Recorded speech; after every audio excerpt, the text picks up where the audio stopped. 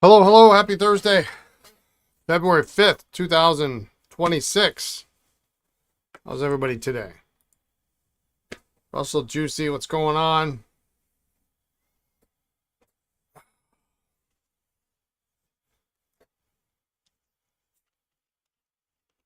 I got nothing today. That's it. We're done. Hello, Gabriel.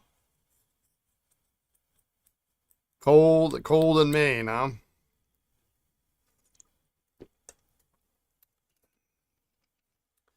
We had a little snow going on today.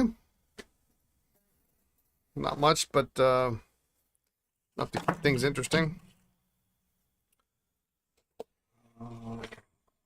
Okay, so I have officially started my master list of Esterbrook desk sets. I'm going to be working on that just for fun over the next couple weeks. I was looking on eBay last night furiously to see if I could find one of those gray 407s or 427s. But alas, no luck. I don't know that I've ever seen one. Or green, for that matter.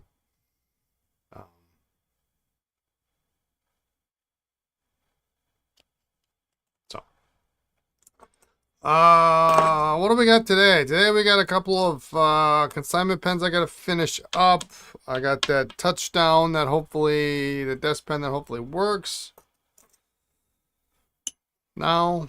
And then we'll tackle the other ones. I've got some desk sets actually that I need to clean up. I'm looking at them right now. I got pens for them somewhere. And I made Lisa a little upset this morning. I got a hot tip, thanks to my buddy. Some Esterbrook nibs on eBay at a buy it now price that was too hard to resist. Except it, and I didn't plan this, it came with two Esterbrook desk pens that I absolutely don't need. But the price was right, and I'll tell you why I don't need them.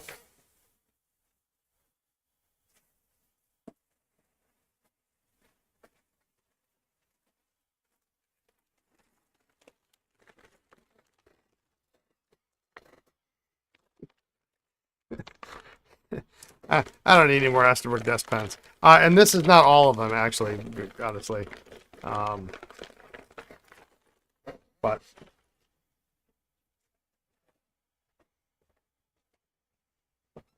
I couldn't resist the price. I mean, it was 32 bucks maybe shipped for a total of like 10 nibs. Just a few, yeah. Yeah, that's not all of them. I got more. Although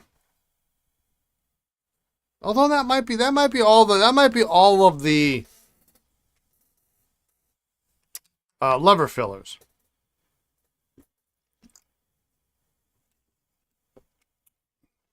I've got Diplos in another place. So, I mean, I bought, I don't know, 100 of them last summer. At once.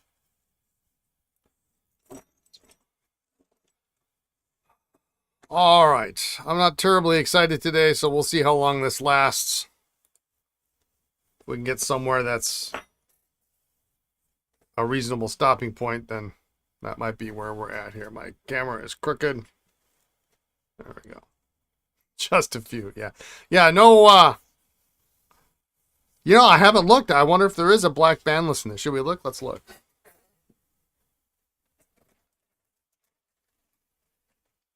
I don't think there is.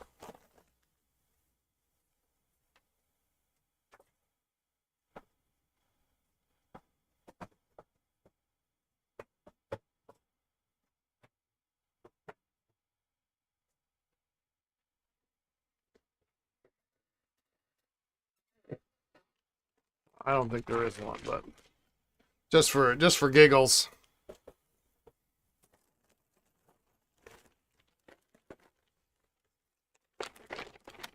You can see it Brian dies, kick the bucket, and 104, his gravestone will be the shape of a death set. I tell you what, Gabriel, if there's a black one in here, it's yours.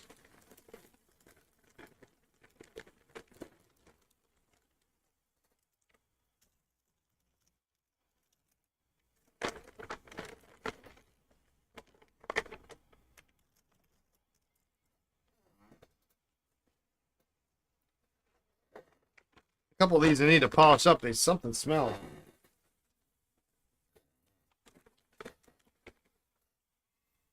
I mean, that's... eh.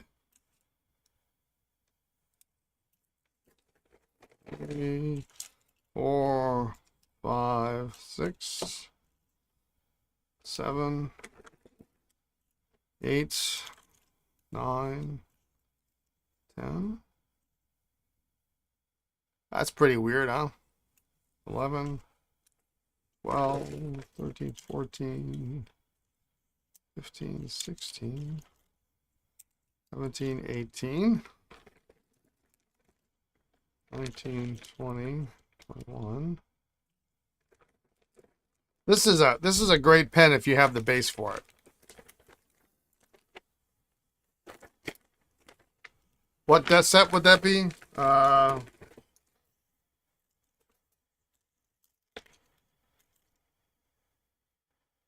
Four. Almost got. Oh wait. What do we got right there?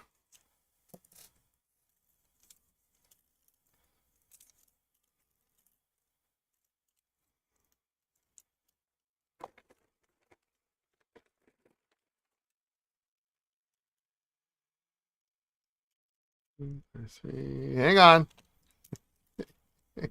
4, 5, 6, 7. I might as well count these. 38, 39, 40, 41. Oh, you know, actually, I think I need that one. 2, 43, 44, 6, 47, 48, 49. Hey, 50. 51, 52, 53, 55, 657. I got 57, 58 complete pens. This one I need though. This has got the piece here for the chain, and I think I've got a chain set on my table over there.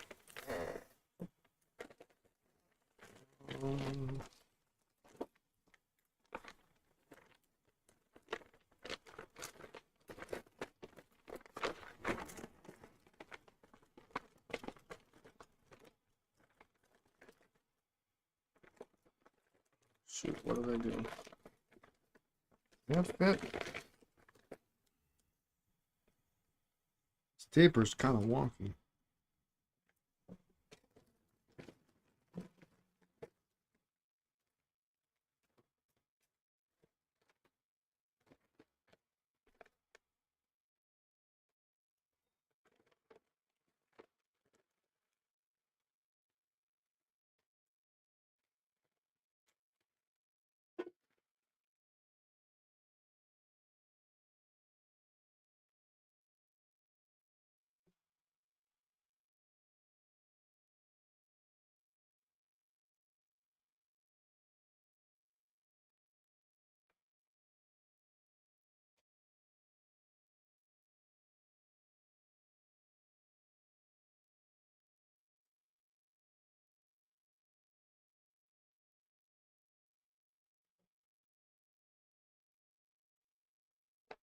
Is it crooked, or is it just is it just me?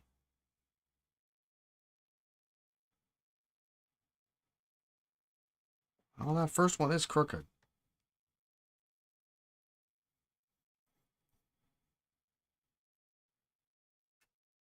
I think those threads are crooked then.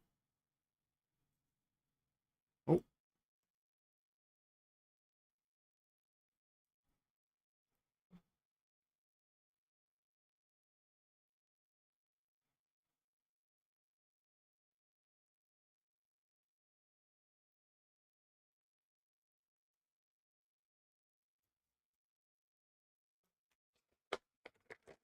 I don't really like that.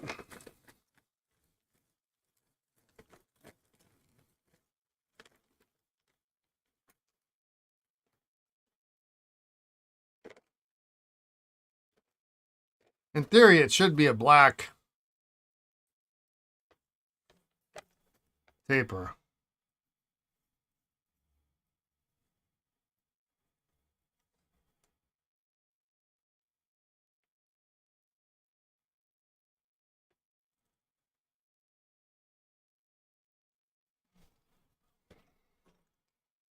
That could be cleaned up.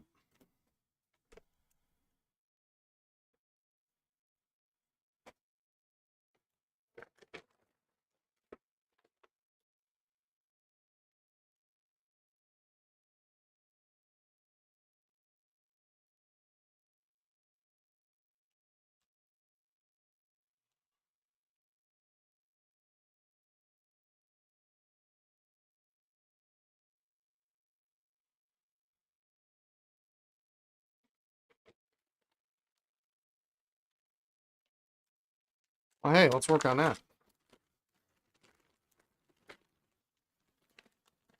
Ferris wheel press work on another ink bottle line? They should. Those guys suck. Forgive my forgive my French. I'm not a fan.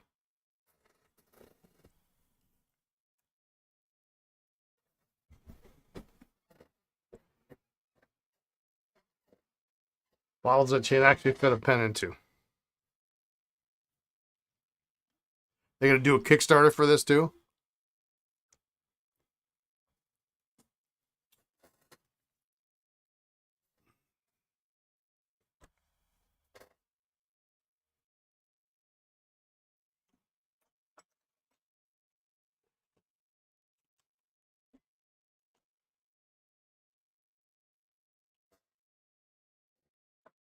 Yeah, those guys jerked me around. I had no respect for them. But they don't really care about selling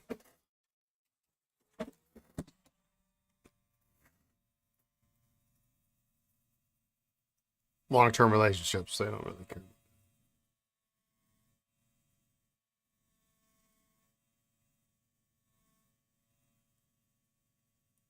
I mean, they're every once in a while I got to dig it up because it's hilarious. They sent me their terms and agreements to become a dealer. This is before Kenro was a U.S. distributor. There was no U.S. distributor, so you had to buy directly from Canada. Fine, whatever. But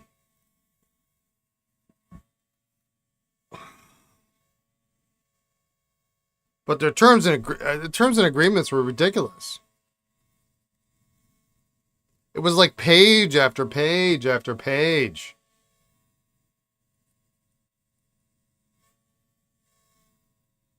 And I honestly, I couldn't believe the few retailers that actually carried their product would have signed this thing.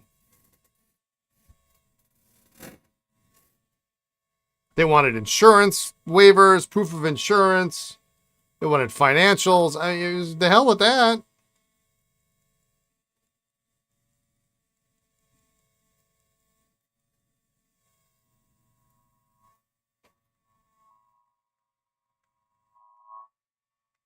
They wanted rights to your images. So if I took a bottle and use it for Instagram or wanted to put it in my mailer, not only did they get the rights to the image so that they could use it whenever they wanted to, they also they wanted approval of all advertising and marketing. And you had to advertise it like no less than twice a month.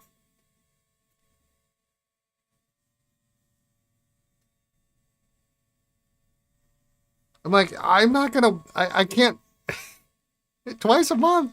Every other week, I'm supposed to bombard my clients with Ferris wheel press stuff? I don't think so.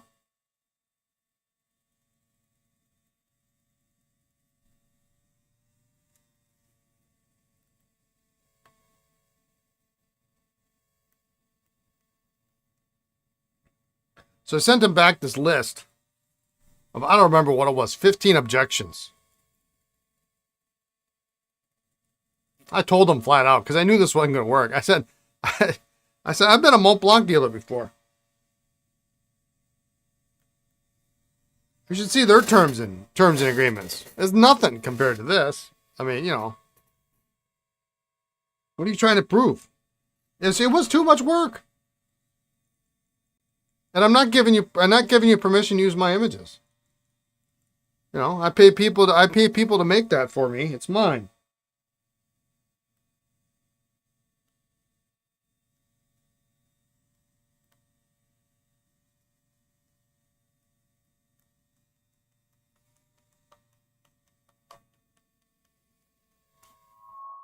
You know, but then they wanted proof of, I forget what it was, like $1 million, $2 million in insurance.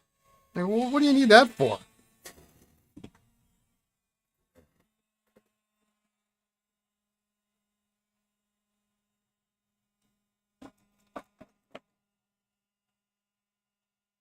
And they came back and they said, well, we've had our attorneys look it over, and we will concede you don't have to contact us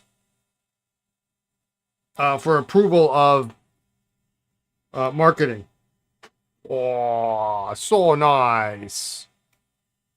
But the rest of the items, you know, yeah, we're not even miles apart here. It's amazing we're even on the same continent. Maybe, but who signs that agreement? I mean, you know, and then there was a deal in there that if either side ever chose to cancel the agreement, then all the product had to go back. My God, I'm gonna ship it to Canada? What the hell?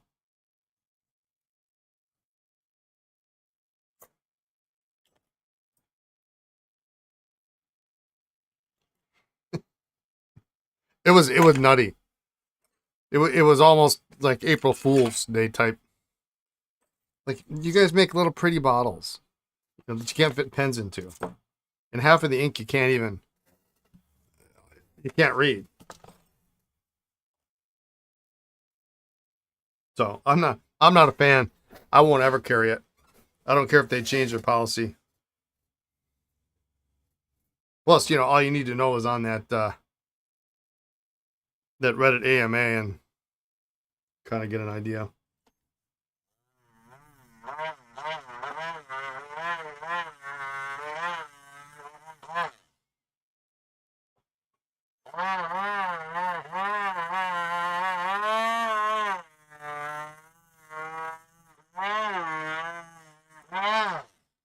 Yeah, more for looks and usability. I mean, I want products made by pen people for pen people.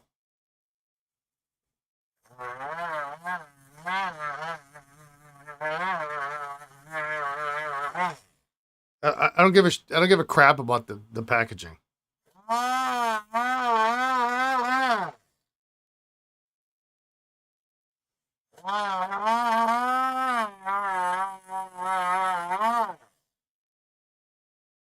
Because, you know, most of the time, you know, what are you going to do with the packaging anyway? Now, you go the other end and you got Noodler's boxes that look like crap. I mean, he could have done a better job, but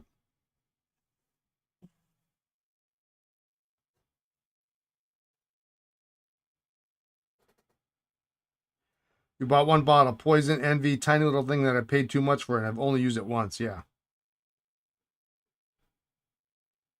One thing they do different with is to have the design in the nib from the tip up. I'm not sure what you mean.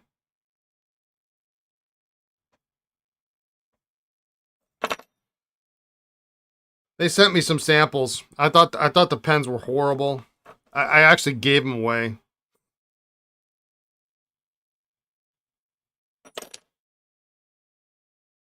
I don't want to sound negative, sorry. They're kind of a hot button for me.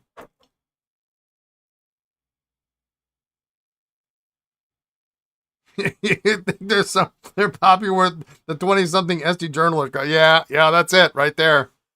Nail on the head.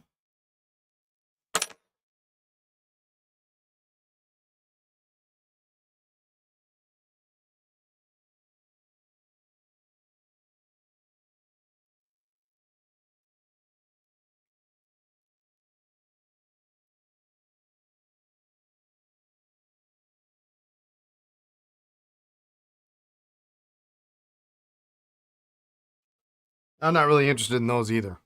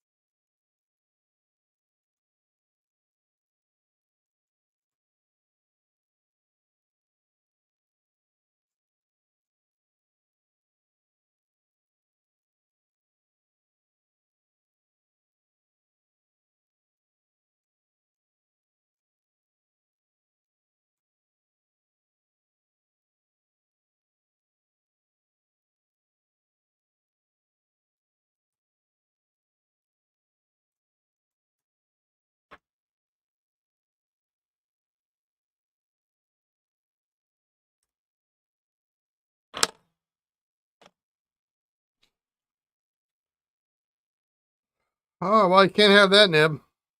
It's kind of bent anyways. 8550 in it.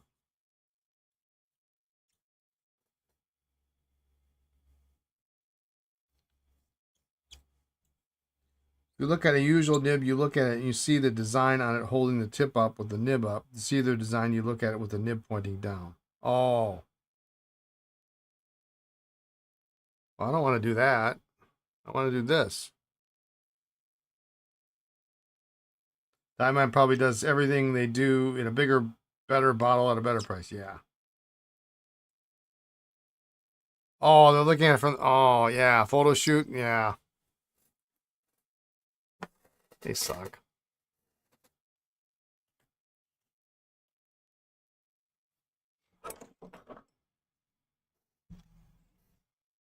Not a fan. Not a fan.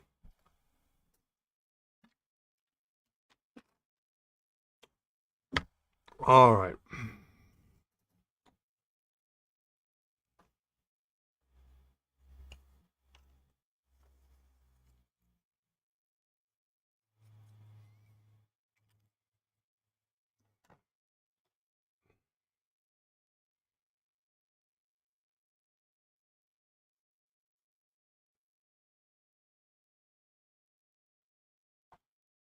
I mean, looks are important. Don't get me wrong.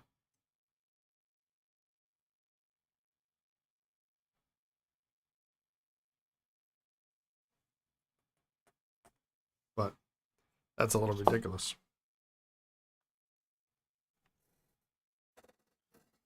Ferris, who press guy will be doing several guest appearances on YouTube interviews. Good for him. I'm washing my hair that day.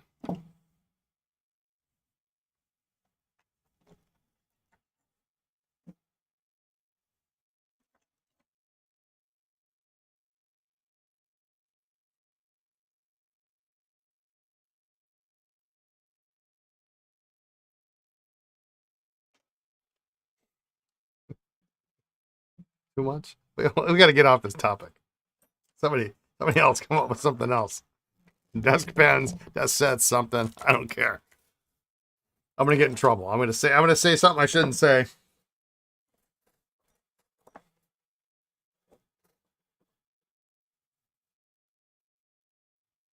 Did I say 8550? Yes, I said 8550.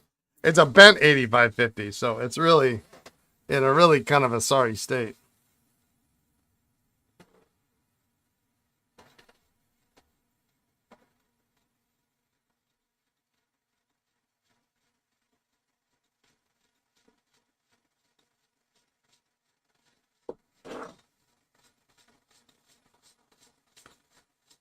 Yeah, it's a multi-bend too, so it's not.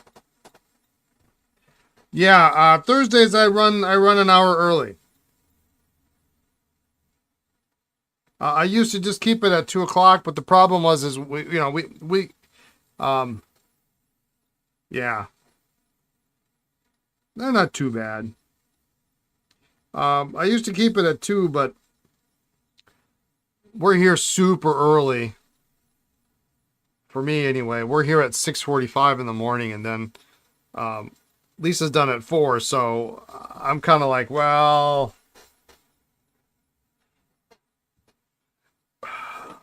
why are we staying here till 5? Why don't I just do this at 1? And um, so I've started doing Thursdays are 1 o'clock, and Tuesdays we're here late. So and Lisa's lunches are fixed, so the whole office closes down so that everybody can have lunch at the same time. So on Tuesdays, because we're late, morning, Gary. Um, Tuesdays, because we're late, I've been doing 2:15 because our lunch is at 1 o'clock, from 1 to 2. So I don't want to rush out from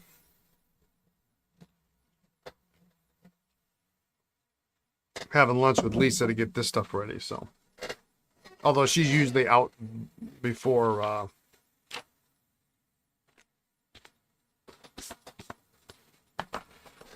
am anyway. So, ooh, excuse me. All right, let's try this Esterbrook. I guess that's the one we got.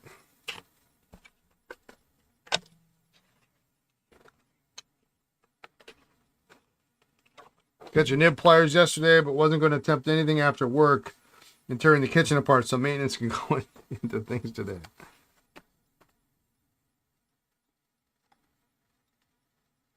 You say they just released Inquiring Minds episode on desk sets?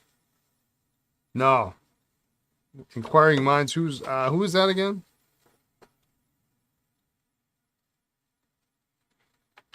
Well, closed for lunch, yeah. So I mean, Lisa works for an optometrist, and it's a small office. So Doug Rathburn, is that what it is? His name is? Yeah, okay. And so Lisa's office is small. It's the doctor, her, an optician, and then there's a part-time young lady who handles contacts and things like that. So you can't have one person go on lunch, and you just can't run the office that way. So they all their lunches at the same time. Hopefully they get out on time.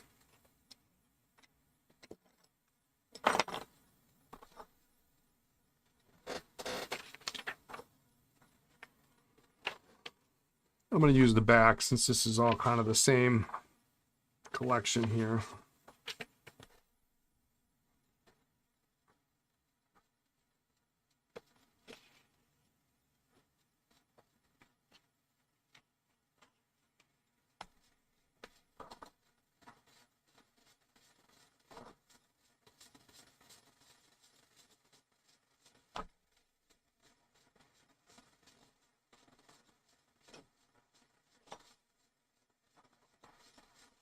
A nice pen.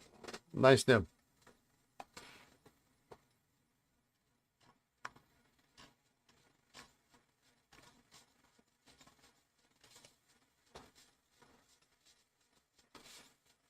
He's got members only videos.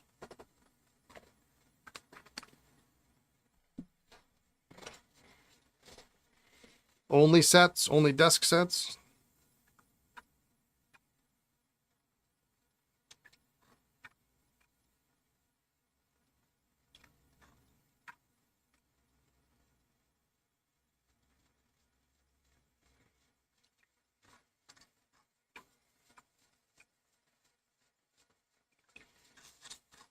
Wait a couple days. Okay, I'll try to remember, but I probably won't remember.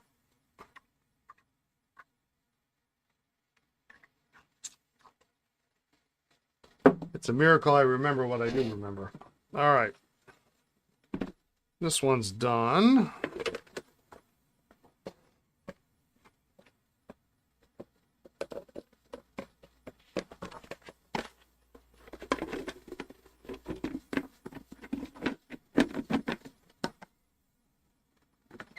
You'll remind me. All right.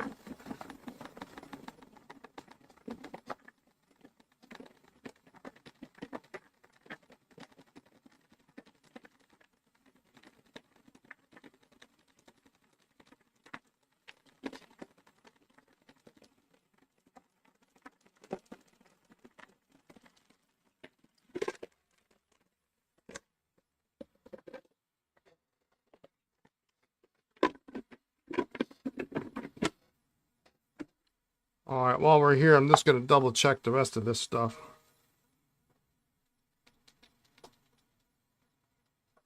That works.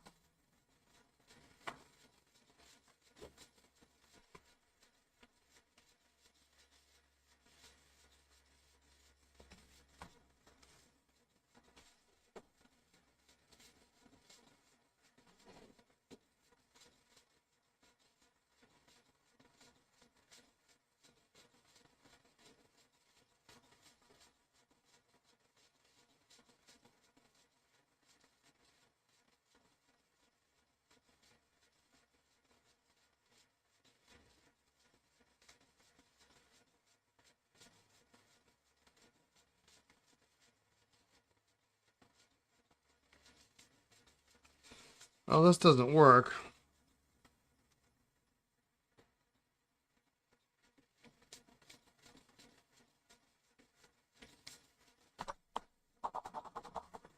As most of them don't. This is the Esterbrook FJ ballpoint is what they call this.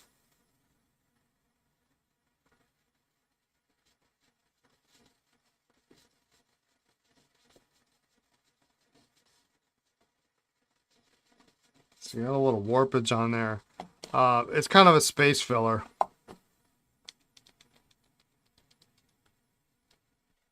That works. Only because it's to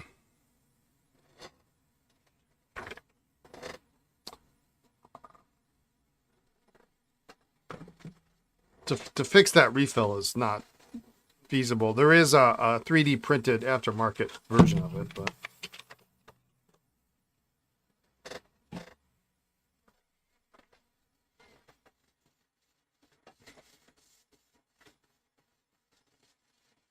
well, we should take bets on how many desk sets, Esterbrook desk sets, you think there are.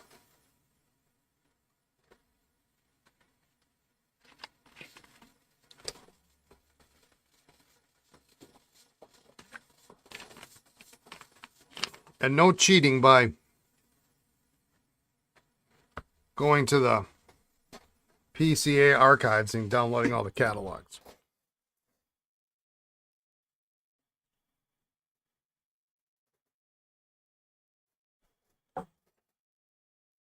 Just bases. We're not talking different pens. We're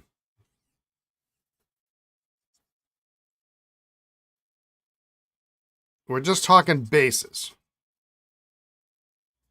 And we're including dipless. You gave the pen with the stuck section the wet and then heat treatment. I ended up deforming the celluloid barrel. I then broke off the section and it was glued. Oh well, it's not an expensive pen. Yeah. And that's kind of what I think we thought might happen, is it might be glued. As many of them were. Many of them were glued.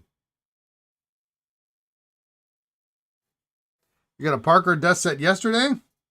Number 318A walnut. Never used, box, papers, ink, cartridge, and presentation letter. The guy received it. I don't know the Parker letters numbers well enough to know exactly which set that is, so.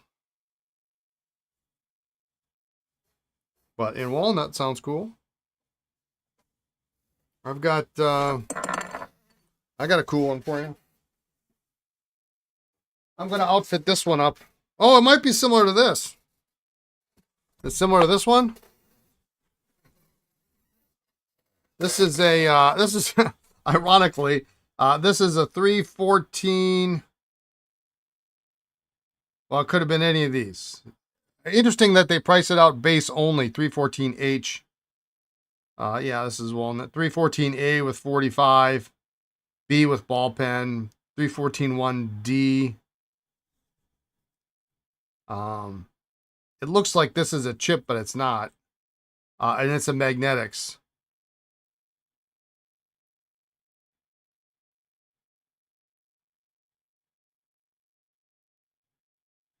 So a nice base.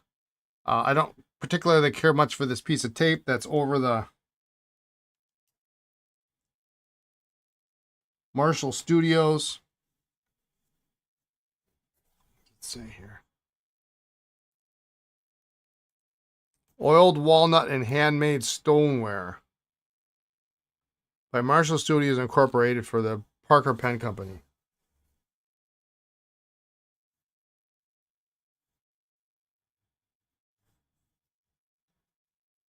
Yeah, it's kind of nice.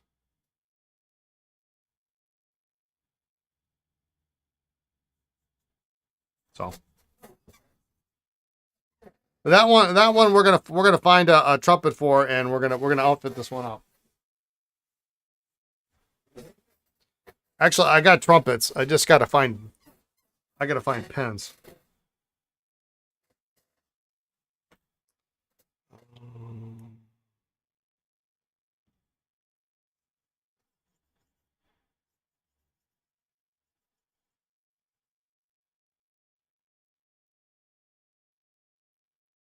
Well, it's technically not missing anything.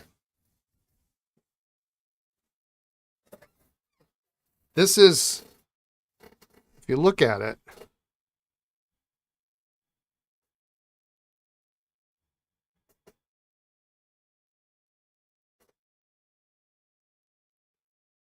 unless that's a repair, but it's part of the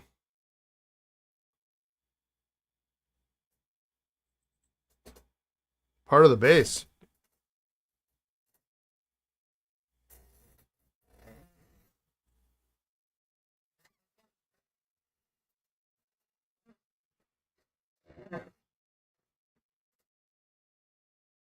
Yeah.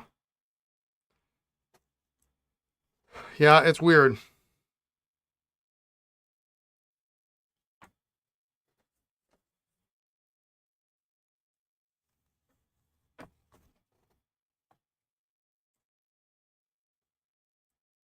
Someone at the factory covering the track. Yeah.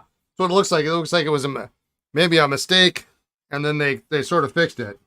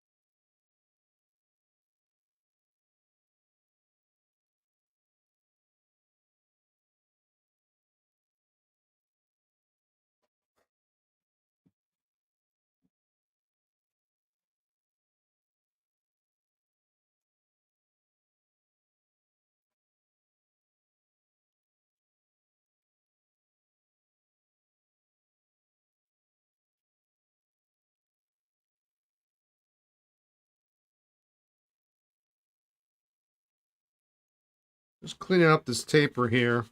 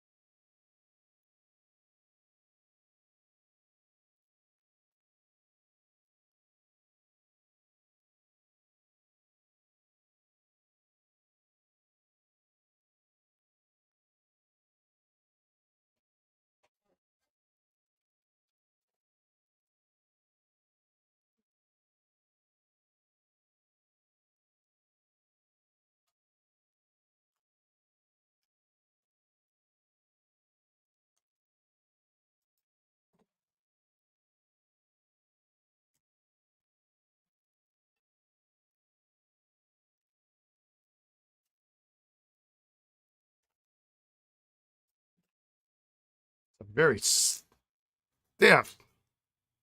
J-bar.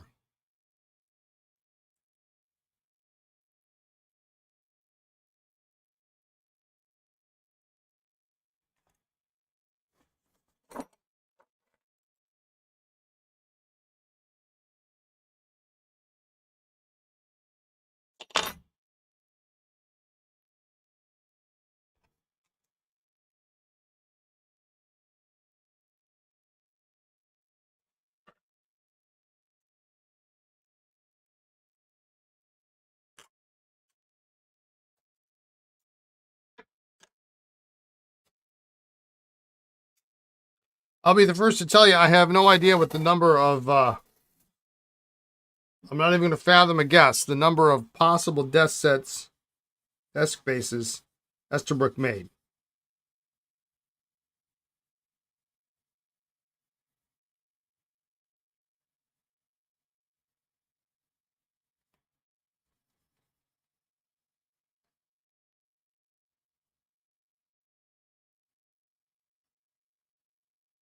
It's not as many as Parker Schaefer.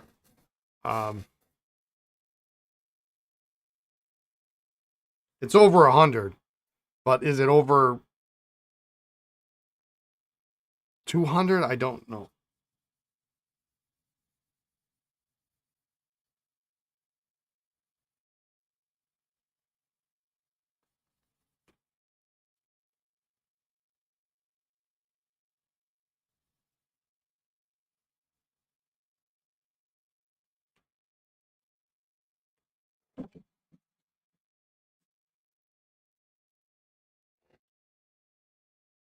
No, I don't know the answer already. No, I don't. Like I say, I'm starting to compile the list. Actually, I was doing it just before the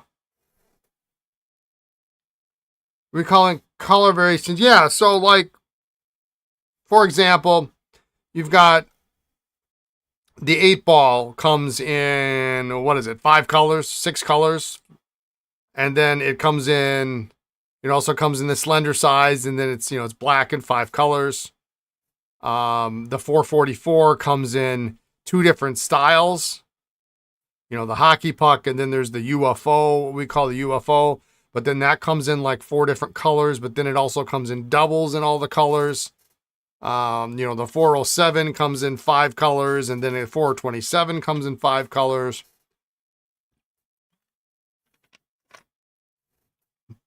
There were 13 drum style Diplo sets. There are also variations on styles over the years, like those early 8-balls that have the ribbing on them. And then I would even count the style. There's 3 significant styles of trim rings around where the pen goes in. Now those are, on some of them, like the colored ones, they only come in 1 style. Black, you can get it in 3 different styles over the years. Actually, maybe, 3 at least. They changed it 3 times. I think there's actually like a sub. Yeah, that's less than Parker for sure. There's actually a sub variant of the trim ring that I think they ended up with the word Esterbrook 3 times around the ring, but I think there's one version that has a 2. I'm not counting that.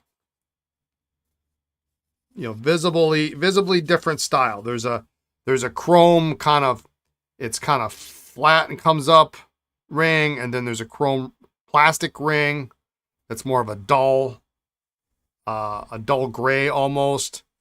And then there's the flat ring that is what, everything else ended up being. The good news is those 2 early rings are really only found in black. So you find it on the single and the double, and then boom, you're done.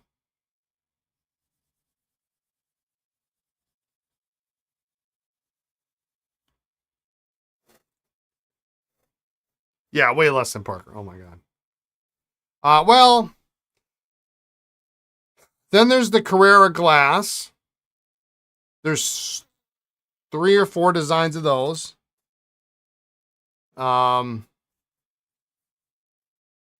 There's deluxe Diplo sets in marble with marble bases. The English had leather covered bases.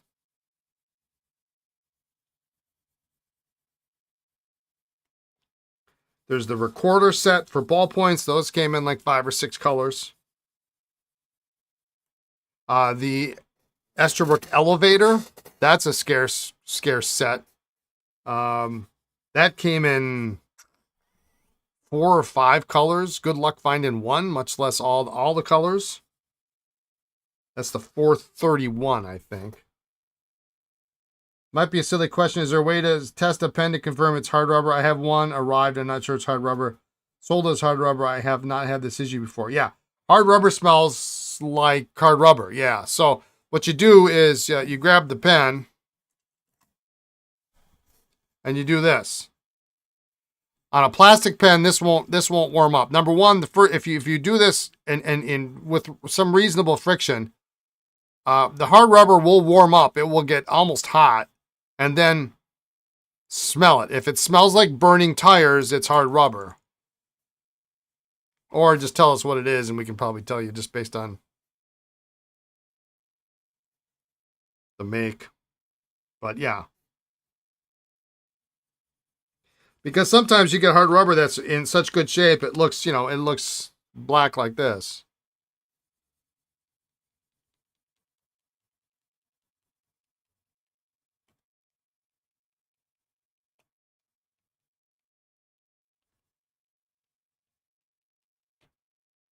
Yeah, and then there's the Esterbrook Medallion series, which is what that pastel blue desk pen I referred to earlier went with.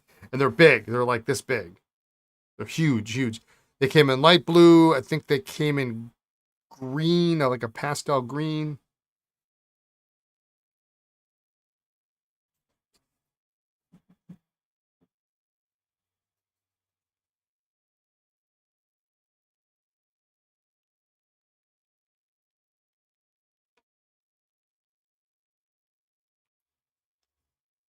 It's not, trying to compile all the Parker or Schaefer desk sets is, that's crazy. Esterbrook, almost doable. It's still gonna there's enough that are significantly hard to find that it still could take you your lifetime, but it's possible.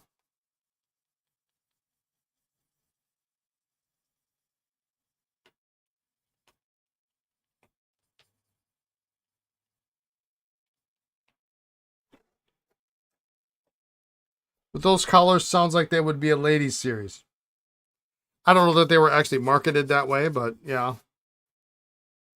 The base you got yesterday has sandpaper-like stuff on the bottom instead of felt. Interesting.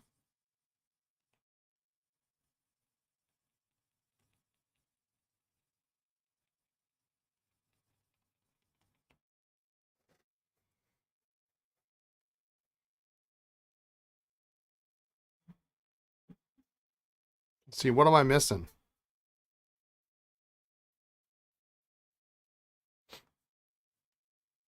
.444s, 447s.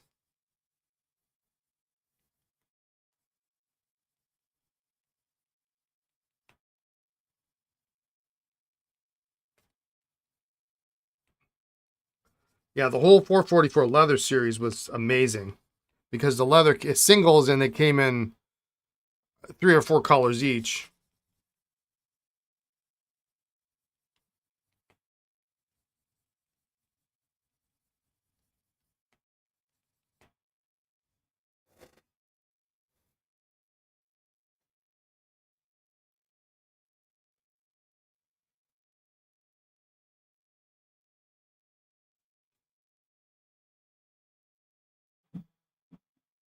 So a lot of fun stuff. When I get the list done, I could probably compile the list in over the course of 90 minutes if I just sit down and put my mind to it.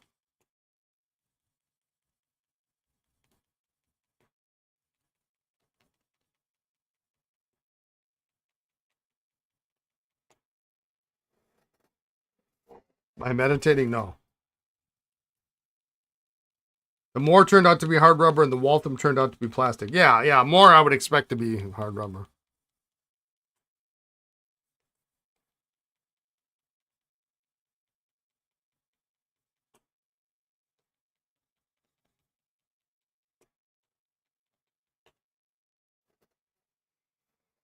All right, that's a little better looking.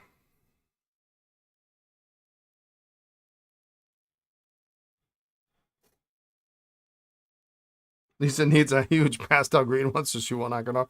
She doesn't really have a desk now because we don't have, at the old house we had a um she had her own office. I had my own office. I mean, we had kind of a big house, especially after the kids moved out.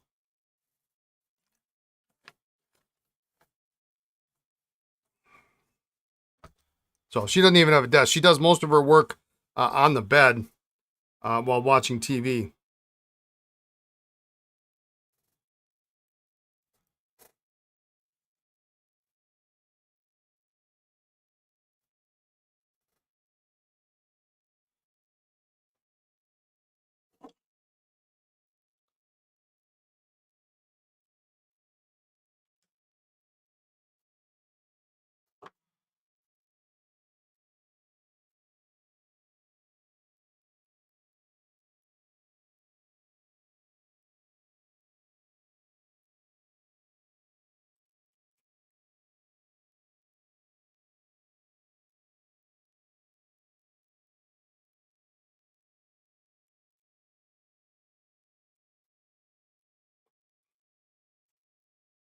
I love these early R. Esterbrook imprinted desk pens. Whether they're bandless or not, they're pretty awesome.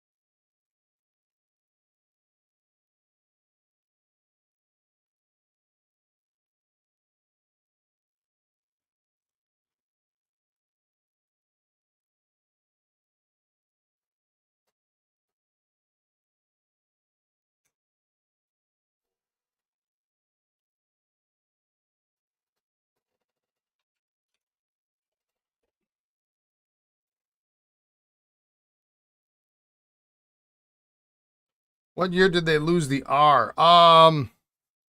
That would be, so they lost the R midway through transitional pens, transitional J's, in, which would have been 42, 43. So somewhere between 44 to 47. I'm sorry, 44 to 47, somewhere in there.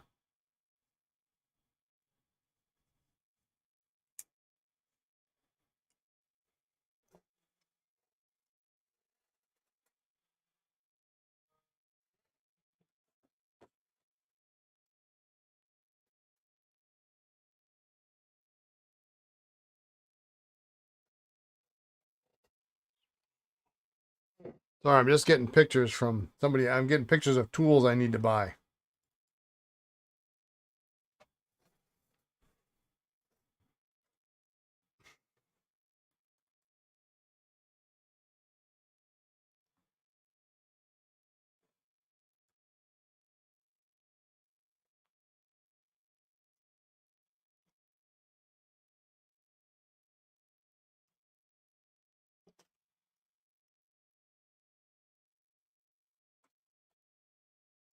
You never know. If the price is right, you never know where you're going to use something.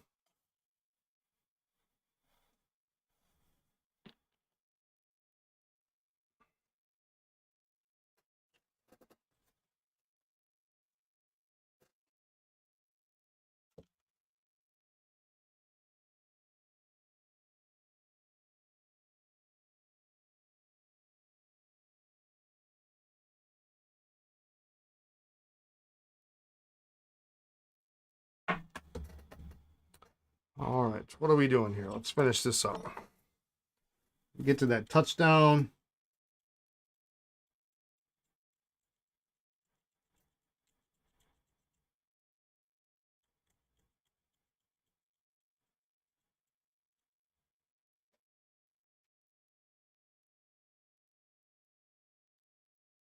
No desks on the bed. Keep them underneath. Yeah.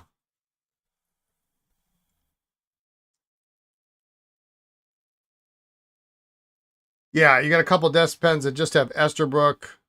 One with a solid red taper helps date them. Yeah. Solid meaning not transparent. Yeah, right. So also, there are also transitional desk pens too.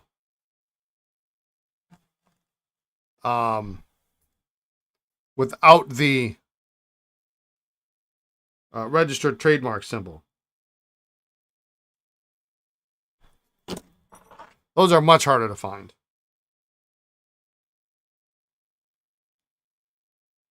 See, you could go nuts on trying to figure out number of desk pens made, because that's, if you're talking variations, there'd be a lot of them. Let's get a sack.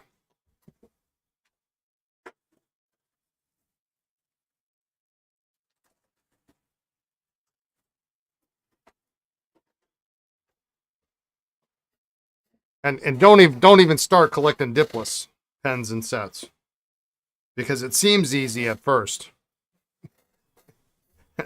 and then you discover Diplos Universal, pre-Diplos Universal, pre-Diplos Universal.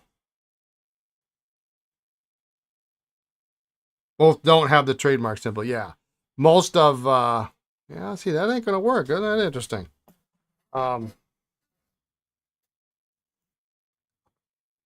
Your later, I'm not surprised. Your later, your later red tapers are all transparent.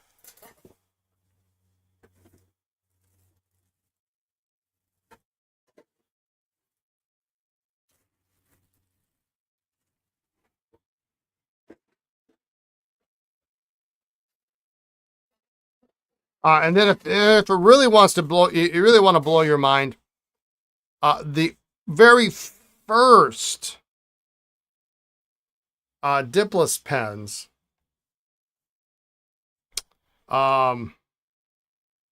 they were essentially one piece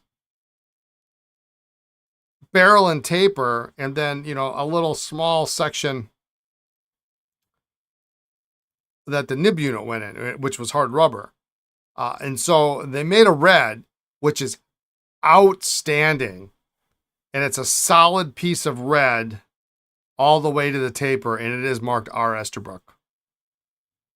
It's wild. Yeah, it's really wild.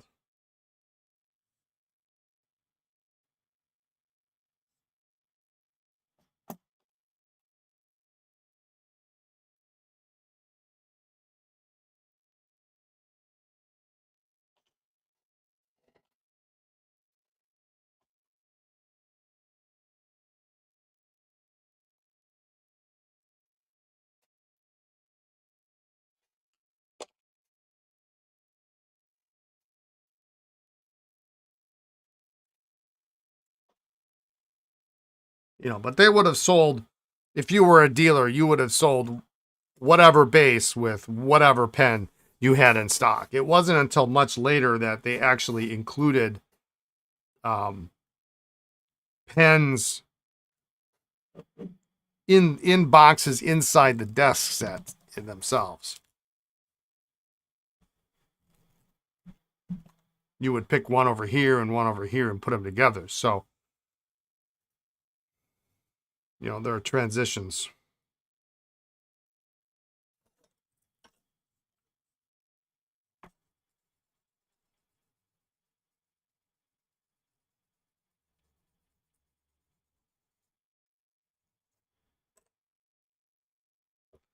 But tomorrow I think I'm still on track to get that very early catalog. It's 32, 33, 34, somewhere in there. Early V-Kit clip production that only has 2 desk base listed, I think. It's a very small brochure. There's only 8 pens listed, 4 of each size B and A. Only black and then like $3.50 colors.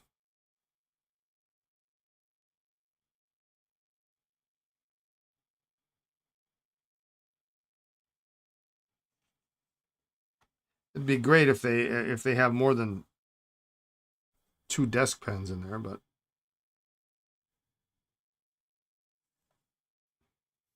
2 desk sets, but we'll see what it's got in it. What's the correct terminology? Trumpet or tulip, or are they interchangeable? Yeah, I think people use either one. I use trumpet only because I used to play trumpet, so that makes sense to me.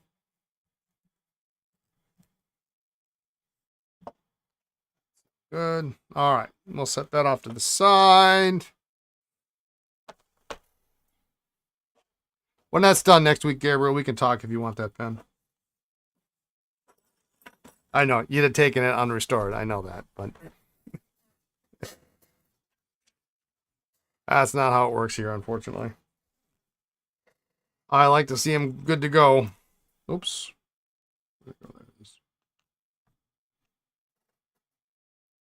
I think more people use trumpet than tulip. Yeah, I know.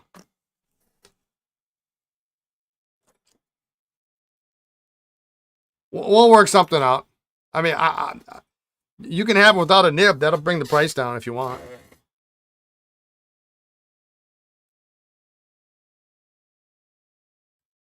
Yeah, but it is the last one you need, right? So the last one is always the most expensive.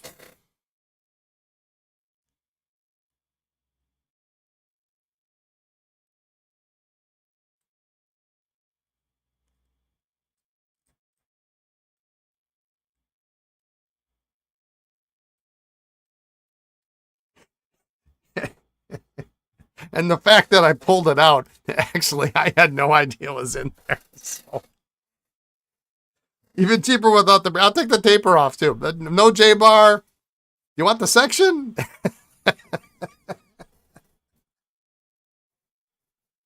Sorry, Gabriel. Sorry, man. We're just having fun. We're just having fun. Yeah, no barrel. Yeah. There you go. It's kind of the part you need. It's the only thing you need, really.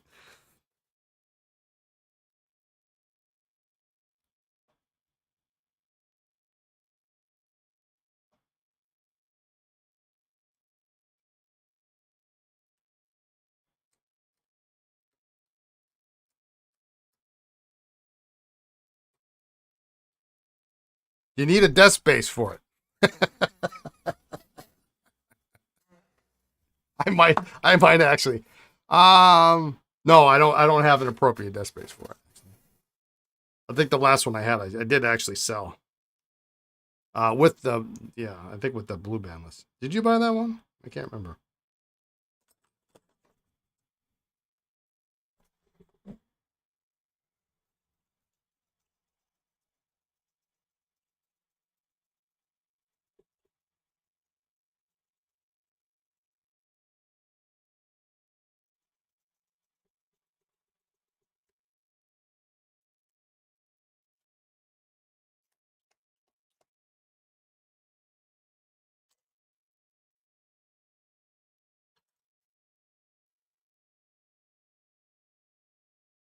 Like you have to spend $400 for a sailor pen, you have to buy the converter separately.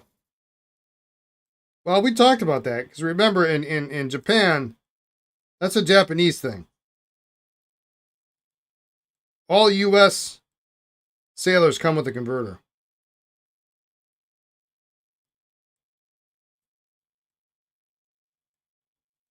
The Japanese really like cartridges.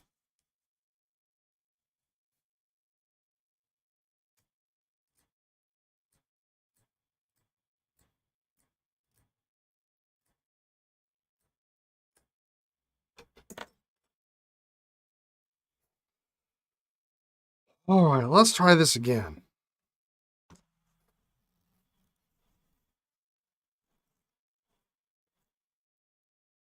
And I still am, by the way, since speaking of Sailor and a little shameless self-promotion here.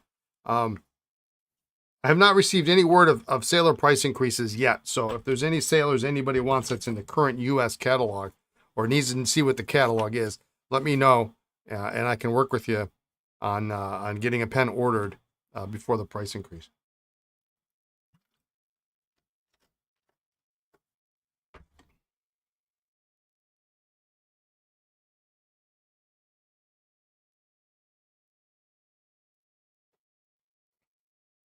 I was kind of given the old evil eye when I said there was a king of pen I wanted.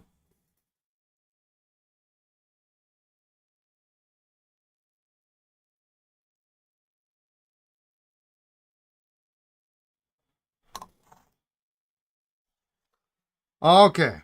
Now I did kind of score this up pretty good.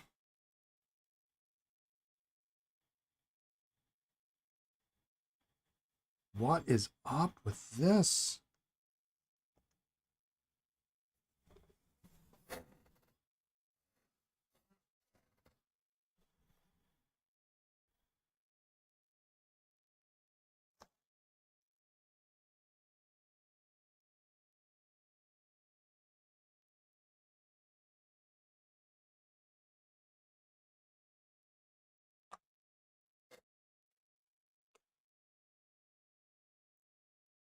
This doesn't want to stay on here.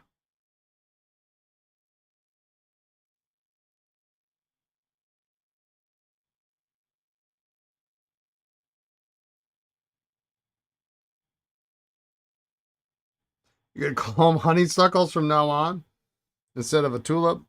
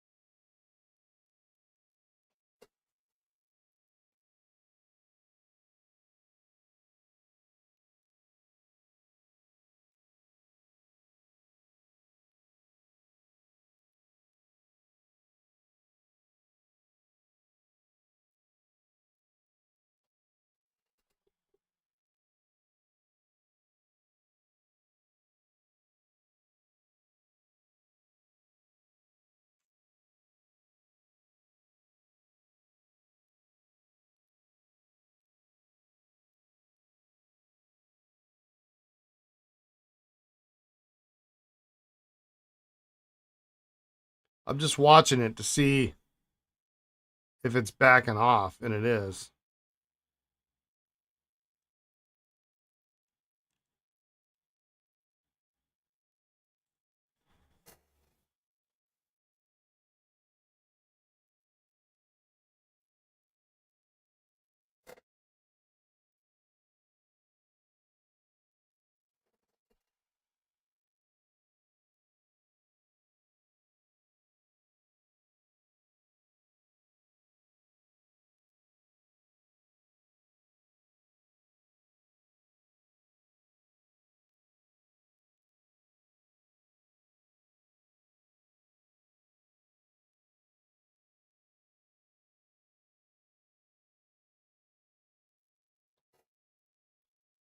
What it needs is a band clamp.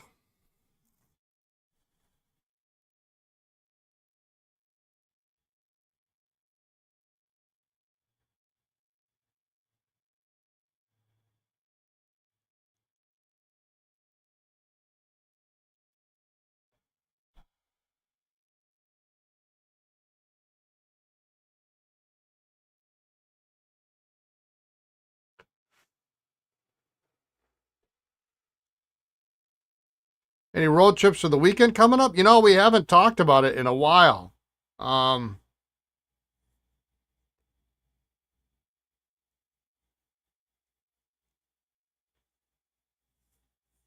it's possible if the roads clear up.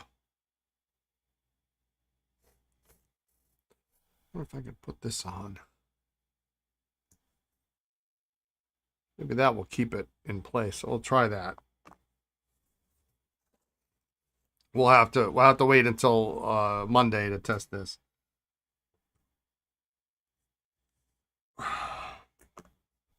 If the roads clear up, there's a possibility. However, I know Lisa's working hard to get the books done for the end of the year. We've got our tax accountant appointment in a week from tomorrow. Drop our stuff off. So, um,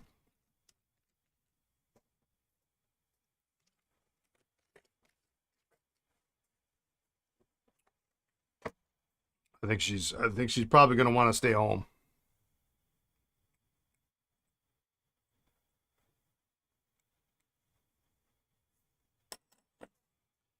All right. Well, I really don't want to work on these.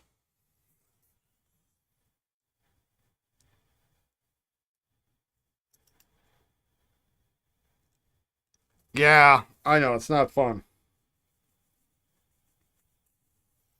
Well, we got to close out the old company, um, which is a good thing, and get all that stuff ready.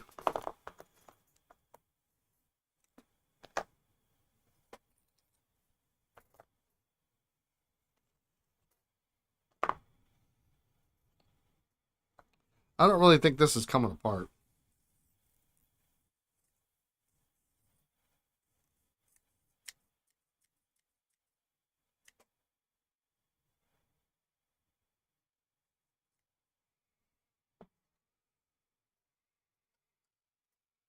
Well, we've got a good accountant now. We had one that was, I won't even go there. They were they were awful. You're still dealing with your dad's accountant 3 years after he died. Oh man, I'm sorry to hear that.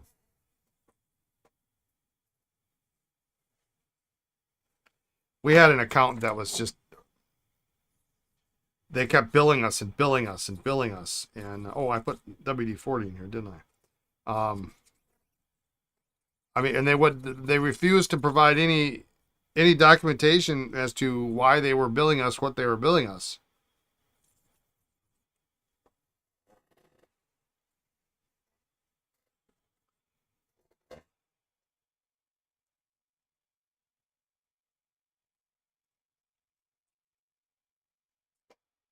And then they stopped working on the taxes. That was fun.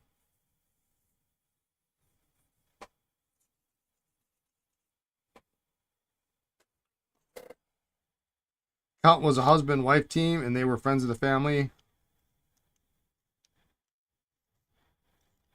Yeah, I didn't see any fountain pens in vending machines either. At least not in Tokyo. But I mean, you can't swing a dead cat in Tokyo and not hit a shop that sells fountain pens.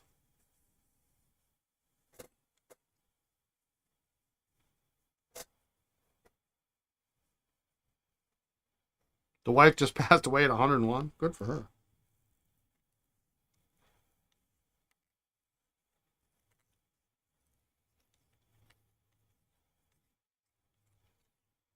Did I just get?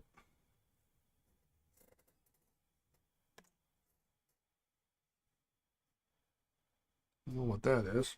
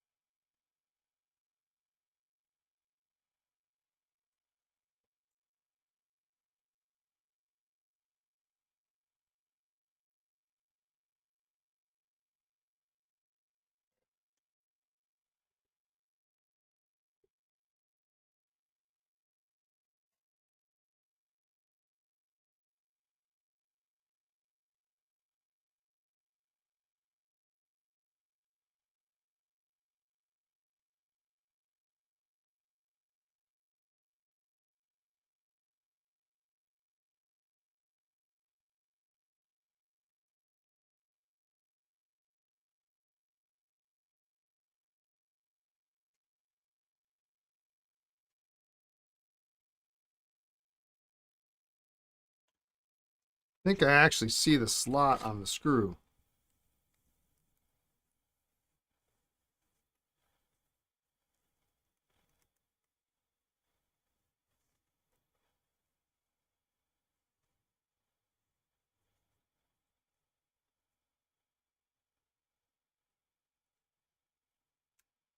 Oh, this is good news.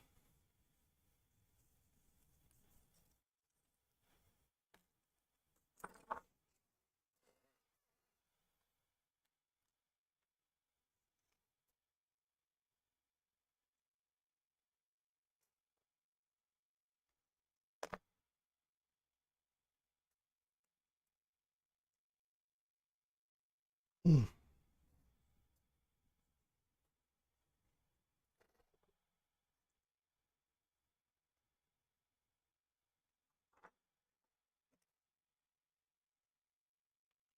There's the screw.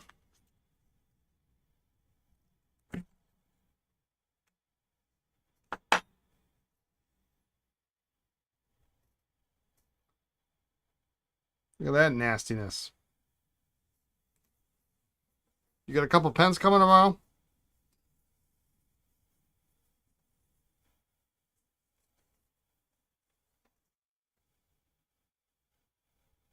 Unbelievable.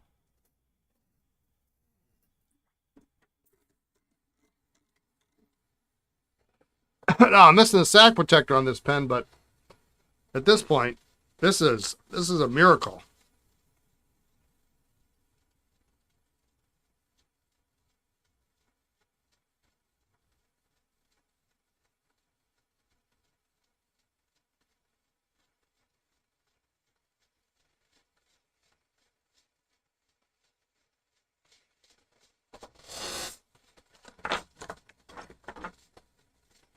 Waterman 515 and a Chadsworth. I'm not familiar with a Chadsworth.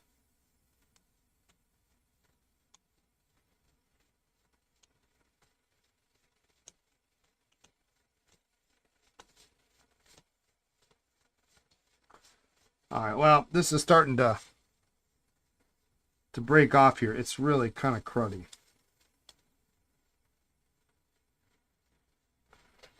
So I think what we're going to do,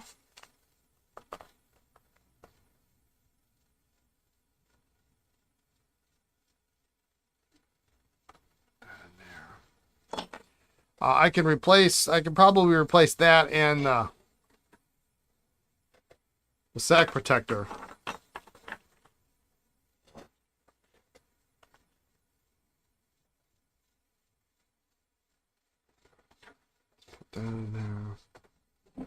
Oh, English button fill. Okay, yeah.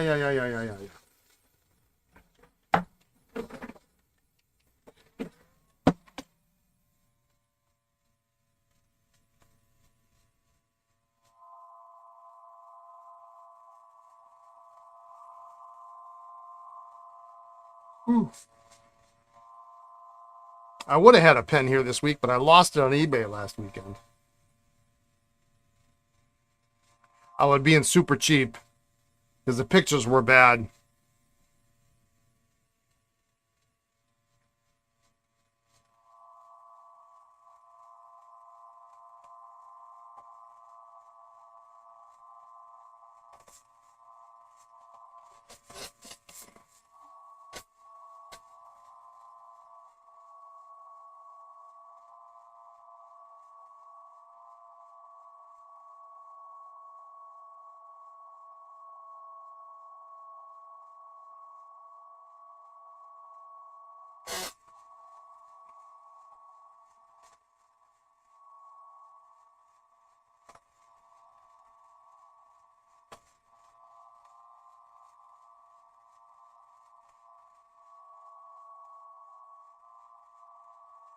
Hopefully, it wasn't one of us that beat you out on it. I doubt it.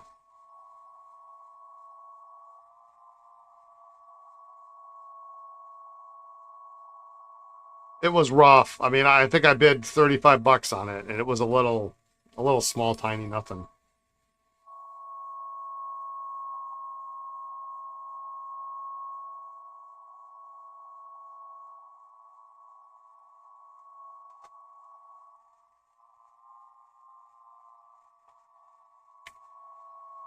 I wasn't too bent out of shape over it. If I can get them for cheap, then I buy them. If not, then I haven't been buying on eBay for at least 5 years, so anything I get is better than what I've been getting.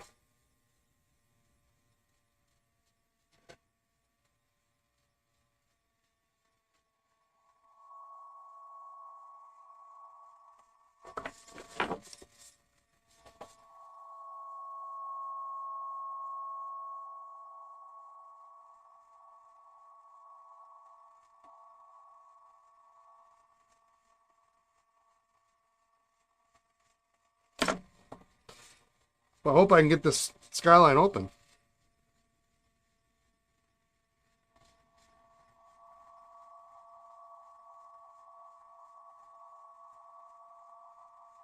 Yeah, bidding gets... You know, what's interesting, though, is like on...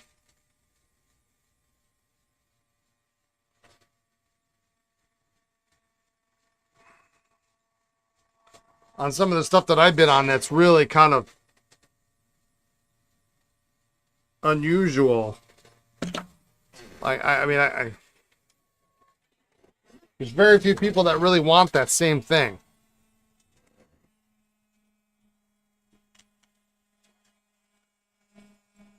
All right, that Skyline's going to soak for a while.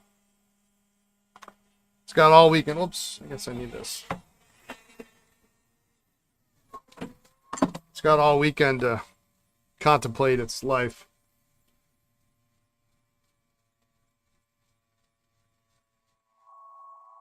Yeah, and, and I'm going to the Baltimore show in a month, so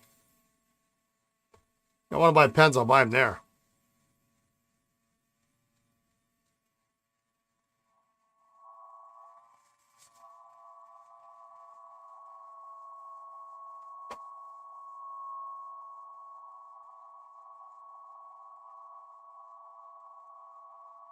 But every once in a while, you see something on eBay you got to have, and it's the right price.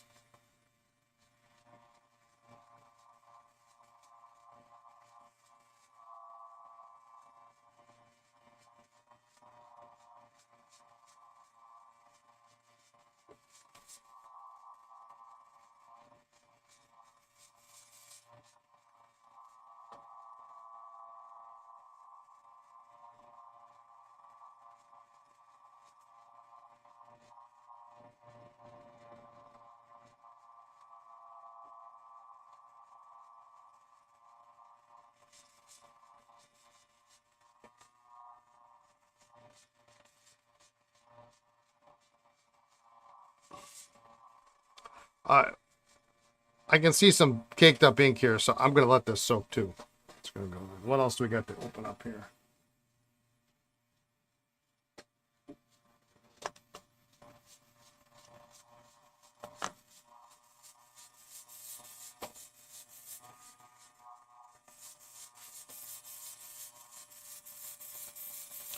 Okay, that's not good. It's got a piece of tape on it.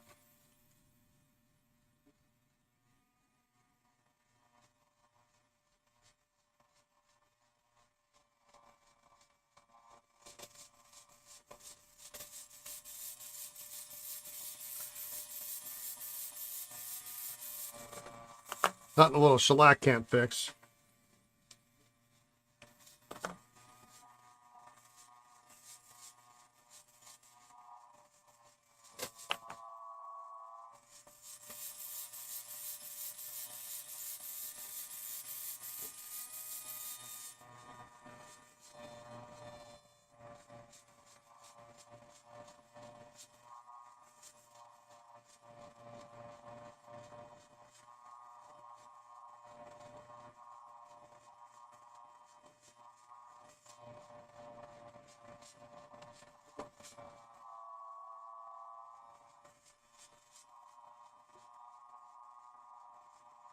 I saw some cool Esterbrook ephemera on eBay. But, I mean, the price is outrageous.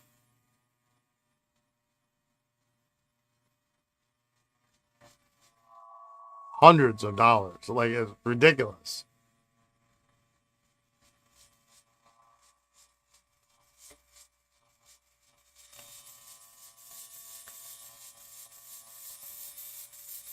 Like, I'm not sure who they think is buying that.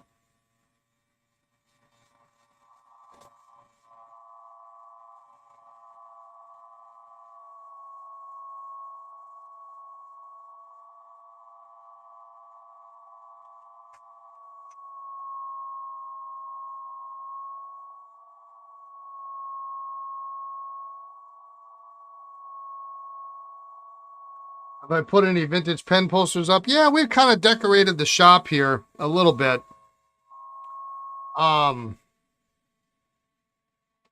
Before the pop-up shop, we had a club member who gave me a Schaefer ad with the desk set on it, which was kind of funny. And so I wanted to make sure I put that up because I knew he was going to come to the pop-up shop, and he did. And then I had somebody who had basically given me, for the price of postage, a couple of really nice Parker, really early, like World War I era Parker ads that he had framed and matted, and they're quite nice. And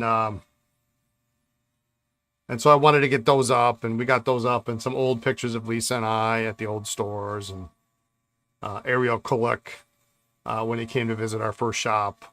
We have that picture up, and a couple of the Pen World articles that we were in. So, you know, we got those kinds of things up. I got more that I probably could put up, but, you know. I'm leery about putting anything on the wall right now because the shop is in an ever state of flux with different shelving units going up. And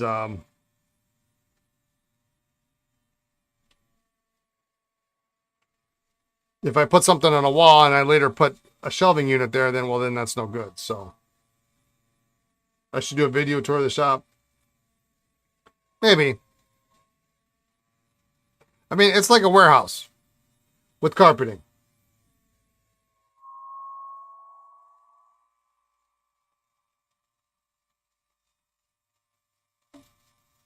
You know, in the other shops we had, we had all the ugly stuff behind in the back room and whatever. I mean, I've got all the shipping boxes, in plain sight. And well, this 51 doesn't want to open either. Let's let it soak.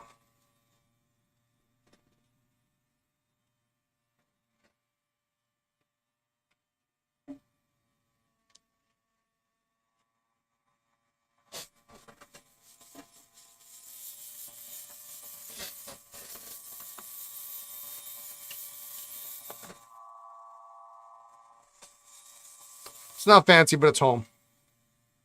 So eventually we'll probably rent the last remaining space in the building. It looks like, hey, Patricia, it looks nicer than any warehouse you've ever seen. Yeah, I know. I mean, well, eventually, there we go. Rent the space that's on the other side of the wall, which will free up. We'll put that off to the side for now. Which will free up a lot of room for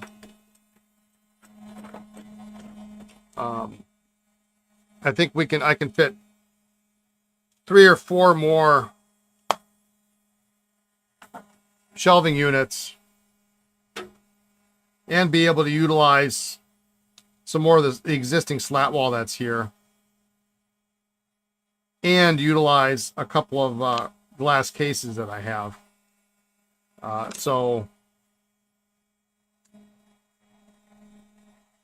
But I'm not at full capacity yet. I've got, although I might be real soon because I've got Rhodia paper is coming next week. Well, I don't know when it's coming. They never give me shipping tracking. It's probably coming next week, so that's going to occupy a lot of room. I've got some more ink coming next week, which will occupy most of the remaining space that I have in my my ink section of the shop.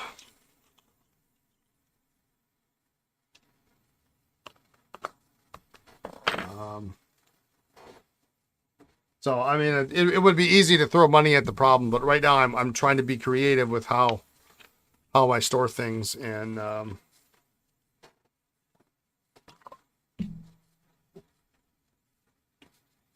also got someone that has volunteered that may be donating some shelving units. So I'm kind of waiting on see if that happens or not.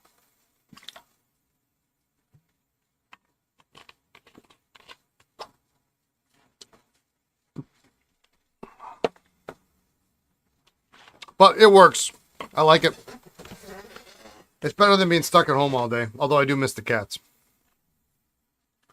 All right, I'm going to move this guy over here.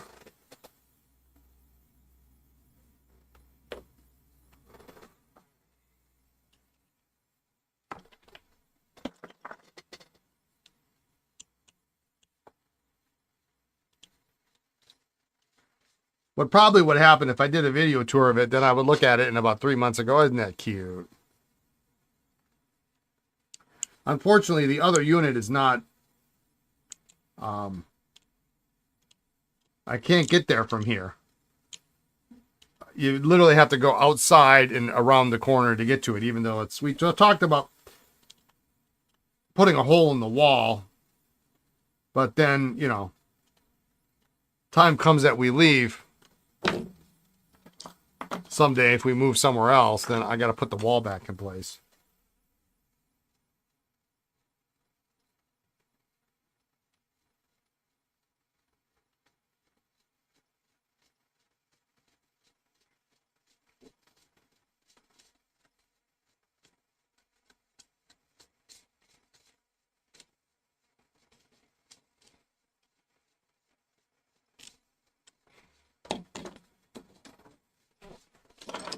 All right, well, that kind of simplified that tray up a little bit, didn't it?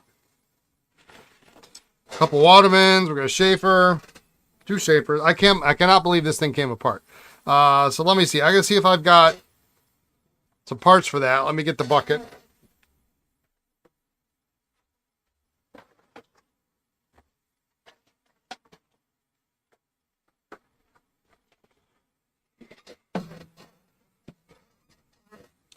You know, when your barrel, your blind cap and your cap are, and nib and cap are good, you just can't. You can't just get rid of it.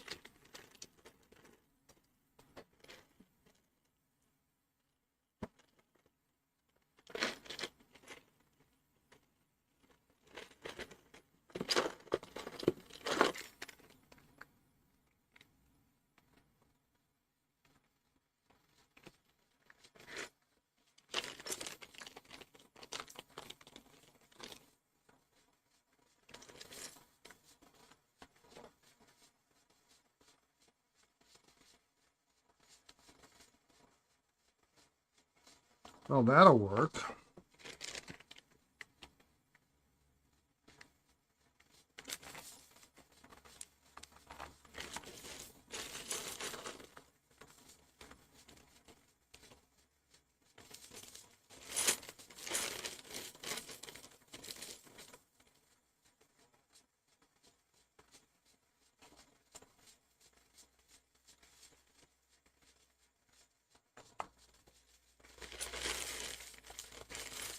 So now I just need a sack protector that's the right size.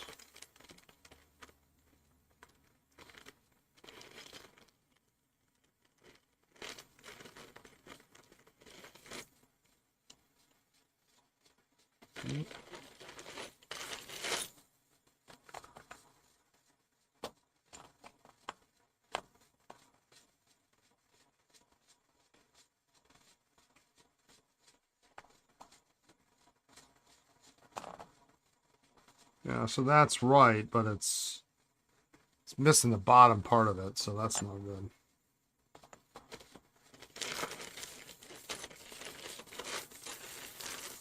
I mean, it would work, but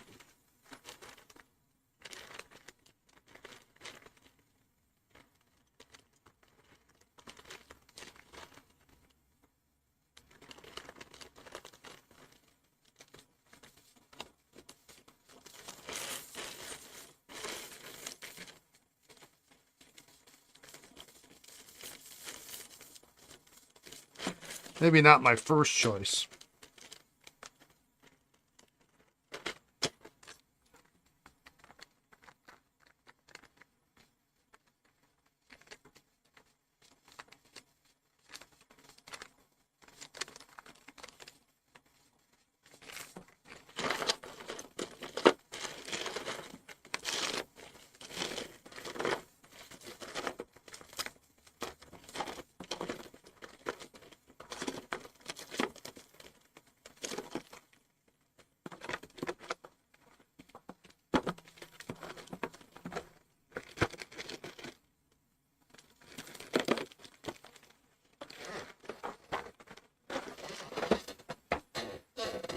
Well, now we go scavenging.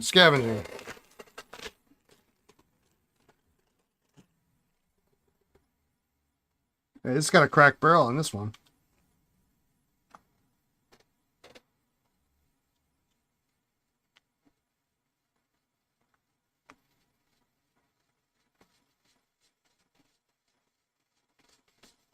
No tube.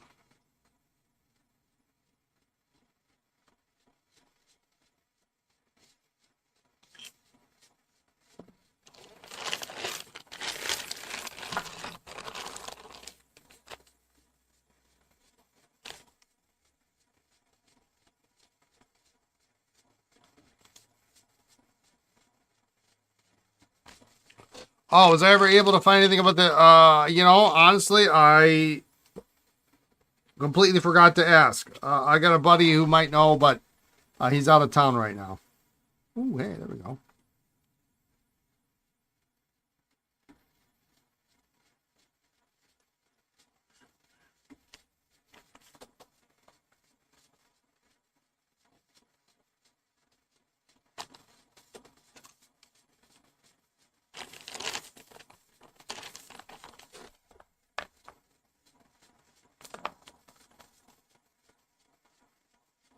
That'll work.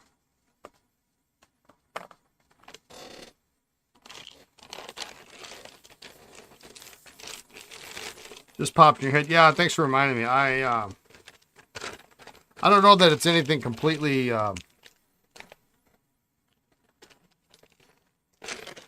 unusual, but one never knows.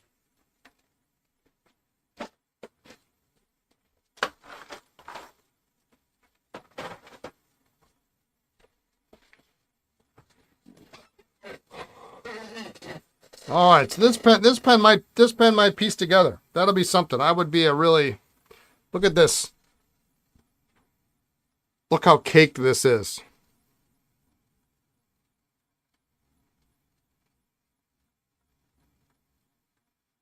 Kind of a miracle I was able to actually get that out. Catalog wasn't a help, just says lever fillers were only black. Yeah, they probably don't have those kinds of things in them.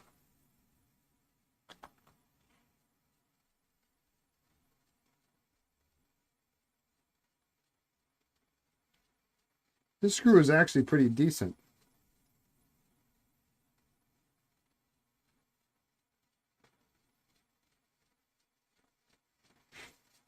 I completely forgot I filled it up with WD-40 yesterday.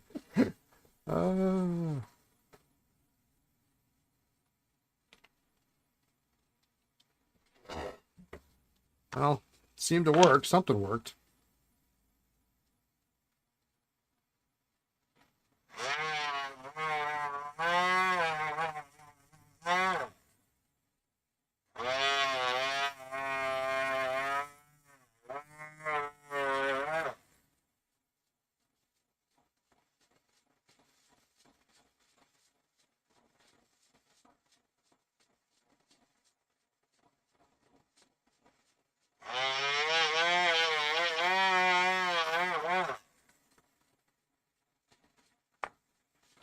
Lisa and I tried a new pizza joint out last night.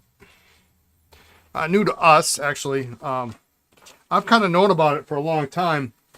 I may have mentioned this before, but our new house is actually... when I used to go riding early in the morning with my friend Eric. And we would take this, I forget how long a route it was, 14 mile, 15 mile route. Maybe it was less, I don't remember. But we would take it in the morning and we would head east of town and then do a loop and come back. And as luck would have it, we actually rode right by. I mean, you could see my garage. What's now my garage. You could see my garage from the bike lane. So that's kind of fun. But we would go by this pizza joint, and it's also on the way to the post office where I have my PO box, which I'm closing up soon. And you know what? Let's go there. Let's try it out. And we went there, and they have thin crust, and I'm team thin crust, by the way.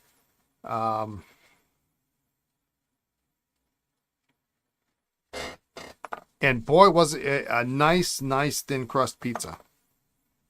Really quite nice.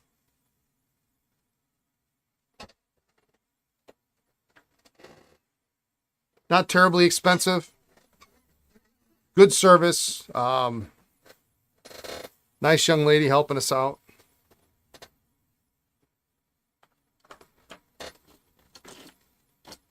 So now we got a new pizza joint, other than, you know, getting the regular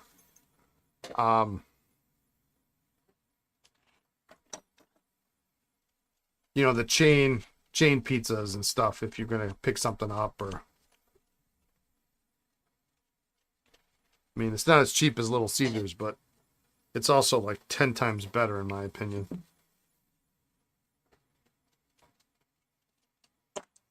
Clean those up. All right, what do we got here? Well, we got a heck of a mess, don't we? Well, 3 of them didn't open, so those first 3 didn't open. Let's make some room and just move those over.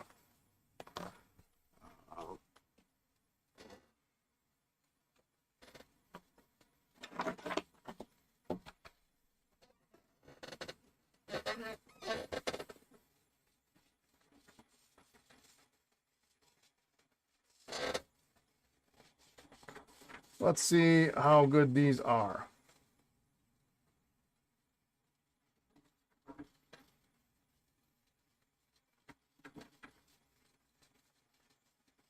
So we're going to have 1, 2, 3, should have 4 nibs.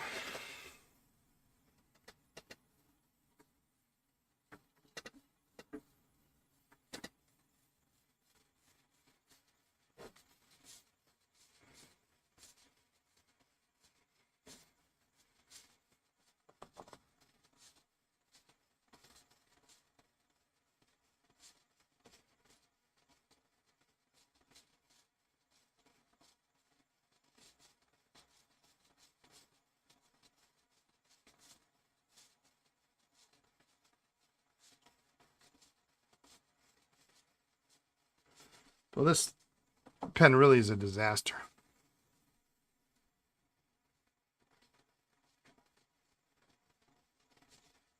Oh, this section's cracked too. Is it worth fixing this thing? Yeah, the cap's nice. All right, so now I need a section. I gotta get this thing back.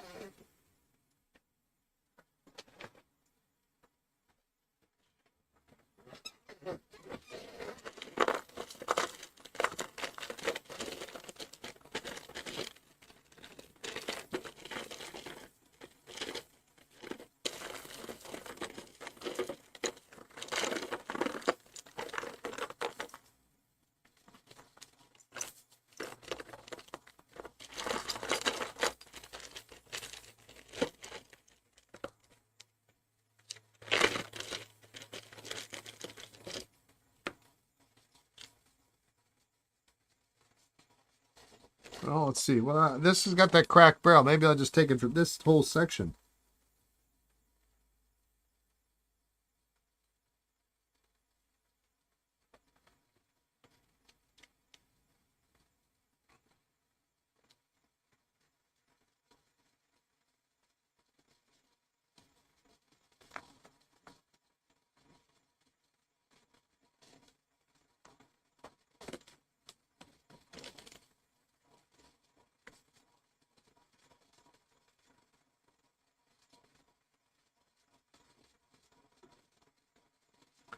I'm going to set these aside for now.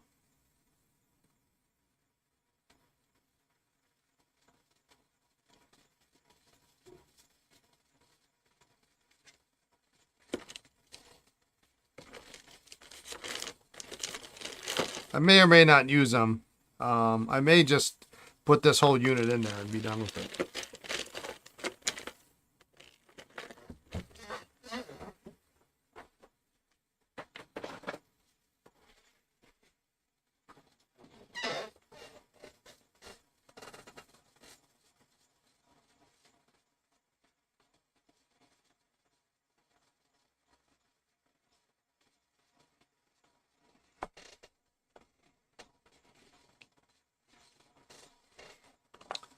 But I gotta soak this in the soaker.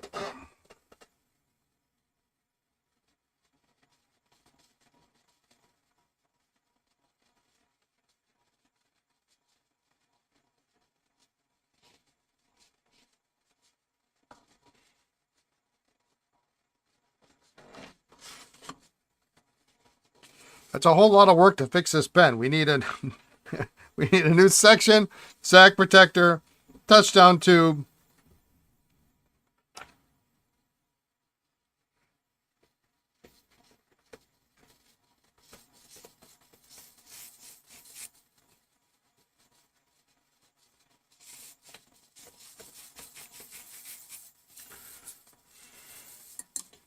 George Washington's hammer, as they say.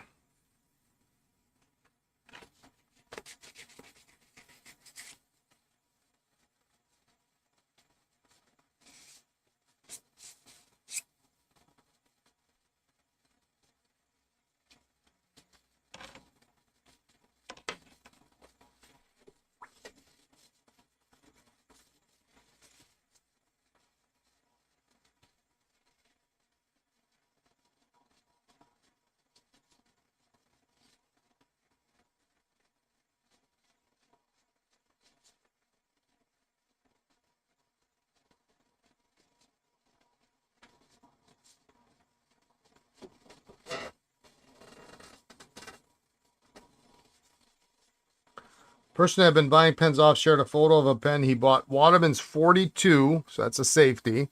Number 2 size nib. Yellow gold and white gold filled two-tone Roman column or fluted overlay design pattern by Cavalier Brothers. Stunning pen. Yeah. I bet it is.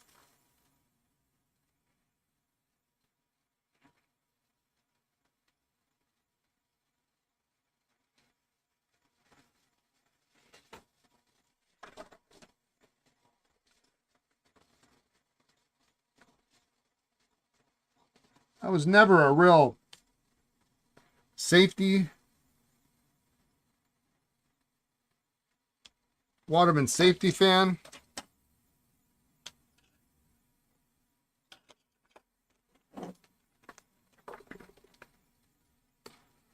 But I appreciate the overlay and the art of the overlay. So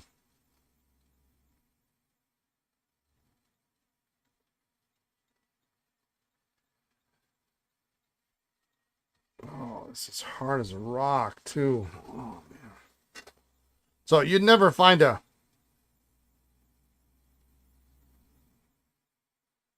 normal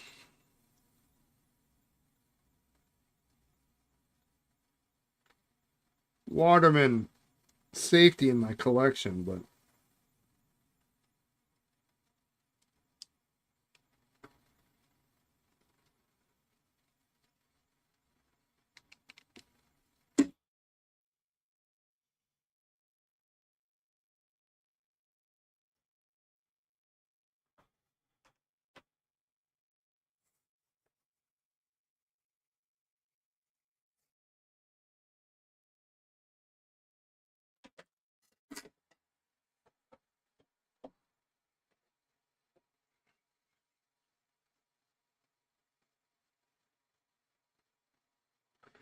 that is probably the next book that I'll probably buy is that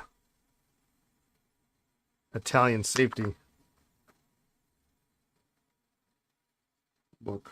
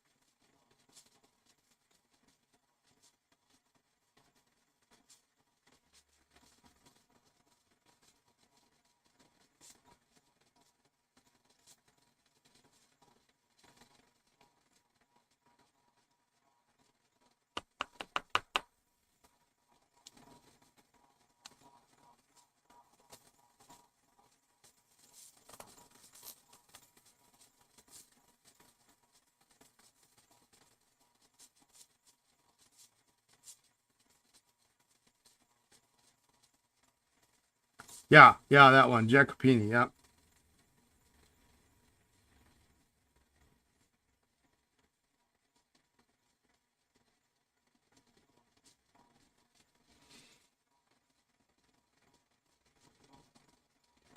Boy, I can't get this on. I can't get this on here.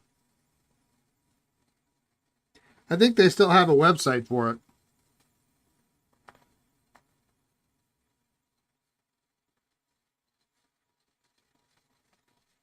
Maybe I'll try it this way. I'll put it on the end.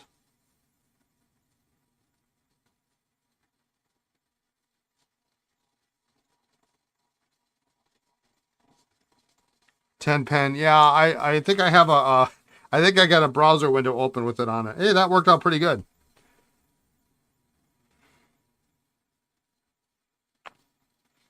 Oh, and then it fell out. Oh,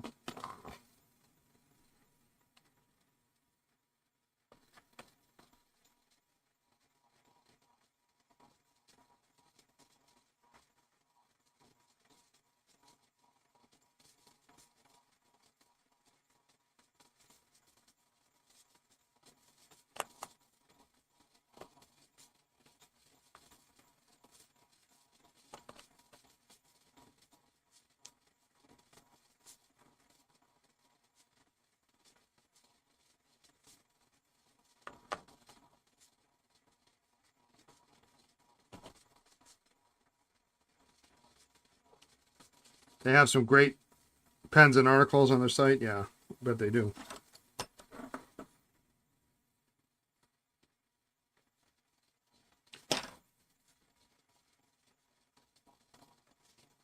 Well, I got the two books I really wanted so already this year, so I'm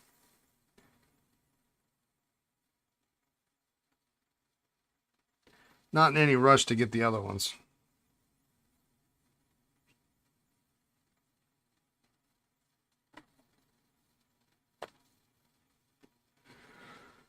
Okay.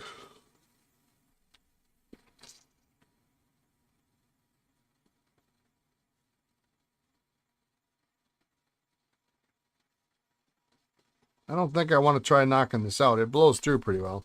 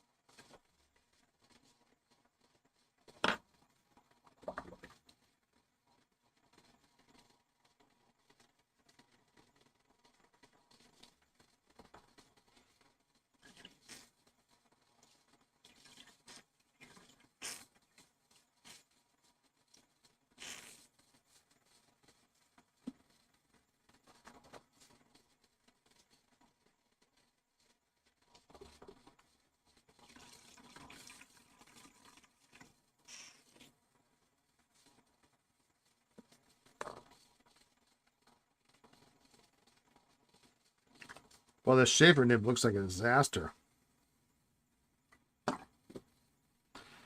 That's just begging to be knocked out.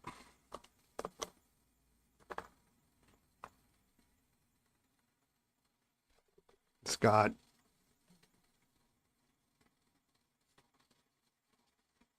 schmutz in there. Probably was a two-tone nib at one point. Is Fountain Pens Past and Present by Paul Arano worth getting? Yes, because I have pens in there. Lisa and I have pens in there, actually. If you get the first printing, I am completely omitted. If you get the second, and this is second edition. I'm in second edition, second printing. Second printing, they corrected the error. And it's usually pretty cheap. It's usually like $20, $25. Is it life-changing? Probably not, but you could spend $25 in worse ways in the fountain pen hobby. I say pretty much there's almost every book is worth getting. You never know what you're going to get out of it.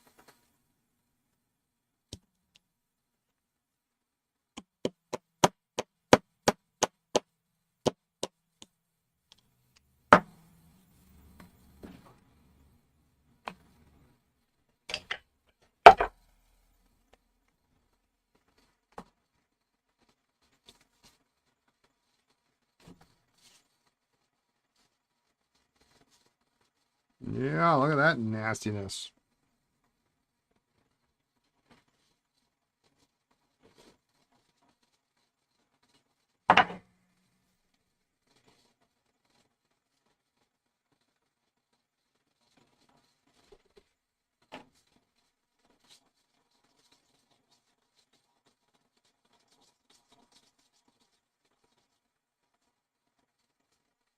For a long time, that Arano book was probably one of the only books I ever had.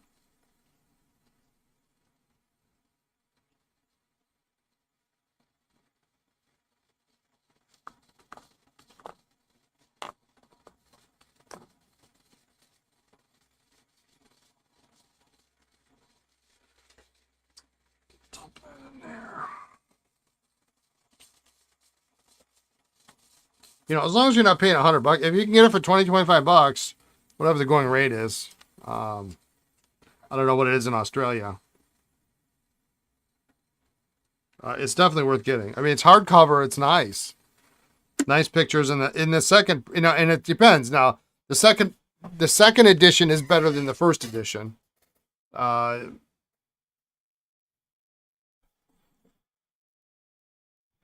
And like I say, get the second edition, second printing. That's what you want.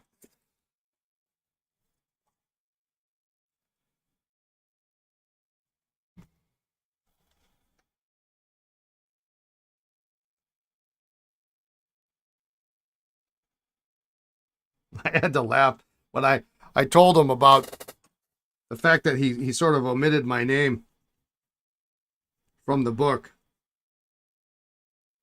after having had, lengthy conversations about, what pens I would bring for photography, and showed him my pens, and he handpicked the pens that were to be photographed. And then Lisa, this was long before we got married. I think this was in 2003, if I'm not mistaken. Had our pictures taken, our pens pictures taken, that is. And just completely missed my name. So I brought it up to him, and I was with another collector friend. And one time at the DC show, after he had done he had made the correction in the book, and he said he would correct it in the second printing, and he got the second printing, and I went up to him, and I saw him at the DC show. He had the books, and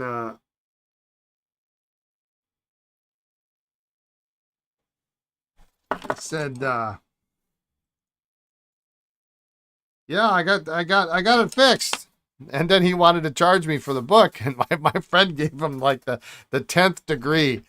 Man, you got his name wrong. You're going to charge him for the book. You're not going to charge him for the book. You're going to give him that book. You're going to sign it. So he did. He signed it. He did a little drawing too. If you ever meet him, have him draw in the book. His artwork is pretty nice, actually. But it was funny. Like, you're not going to charge him for that. That's ridiculous.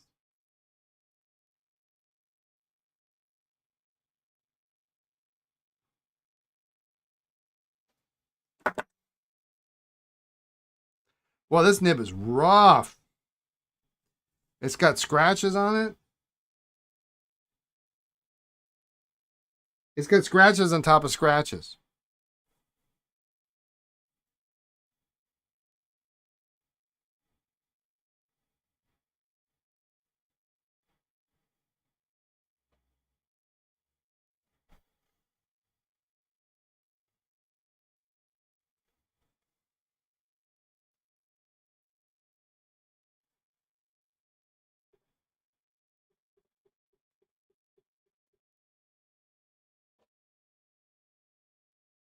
Oh, it's kind of awful. What did somebody do?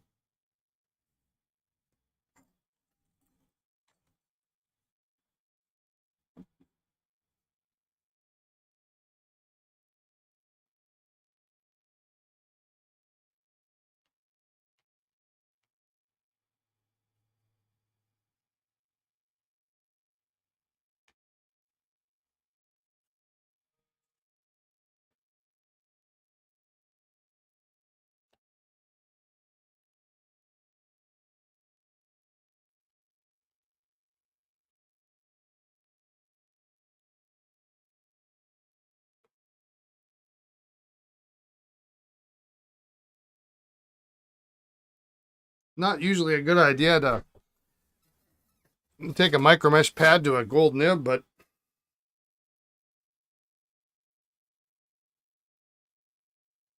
I don't think anybody would want this nib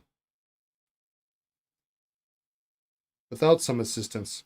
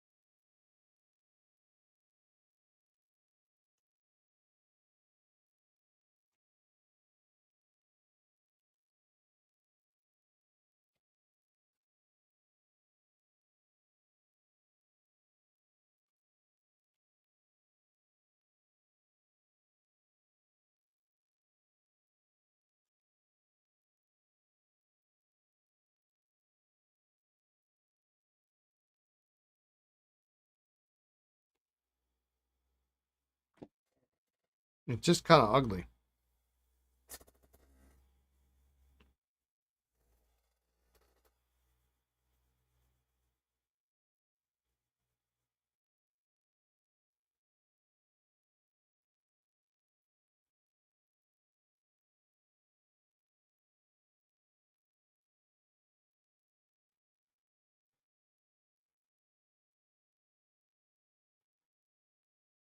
Of course, I could go through all this and the nib could not write very well either. That's another possibility.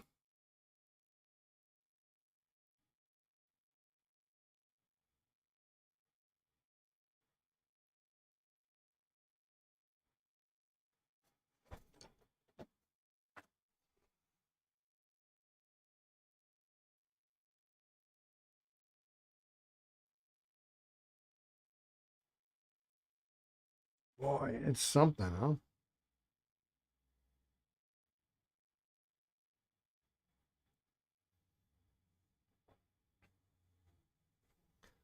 Tipping is there. I don't know if you can see how bad this is.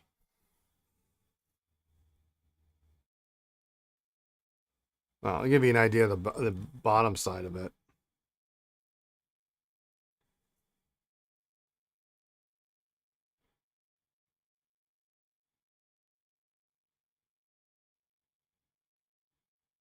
It's just really, really scratched up.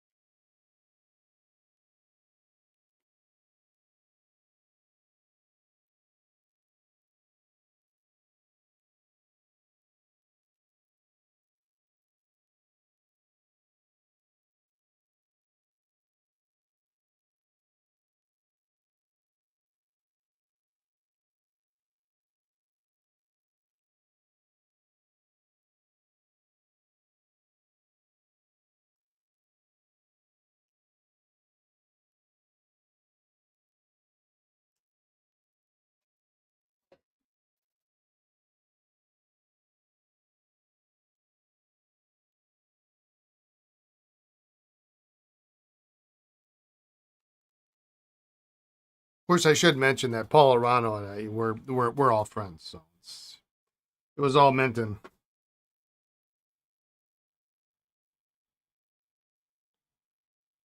good taste.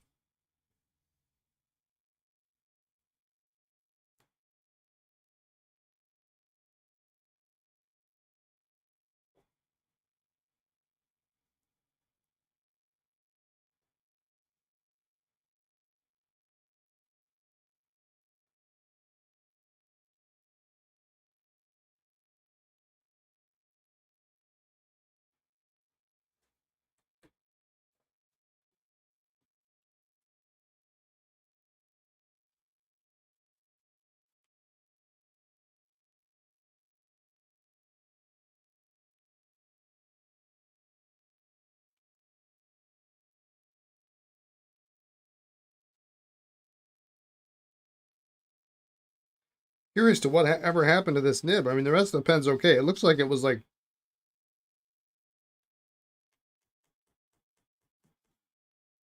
dragged behind a car.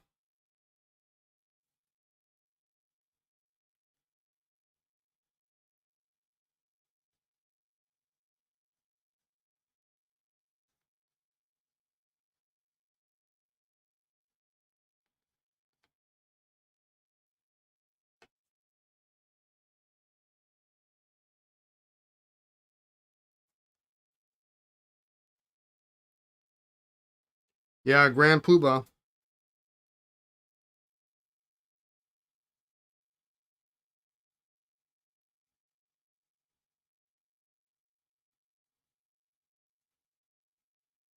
I used to collect all the pins, but I didn't get them every year.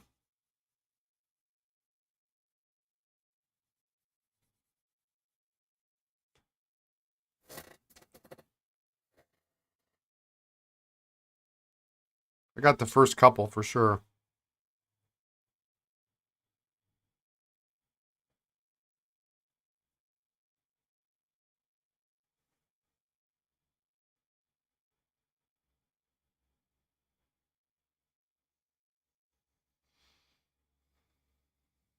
Well, maybe this pen is sold as a user.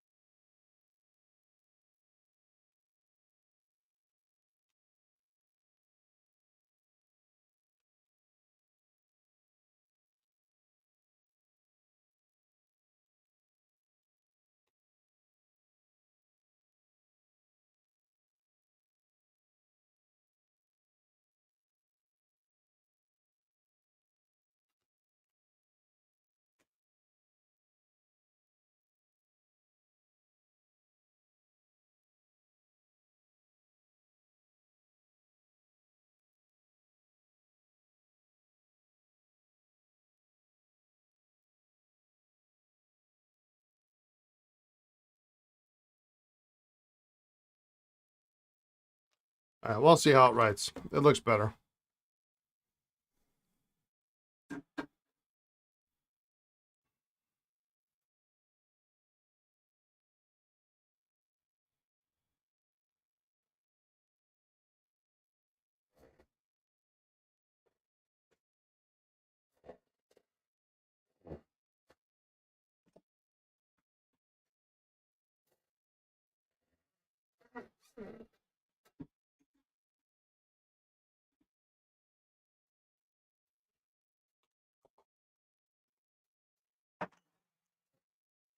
How's that? 320 already. Holy cow.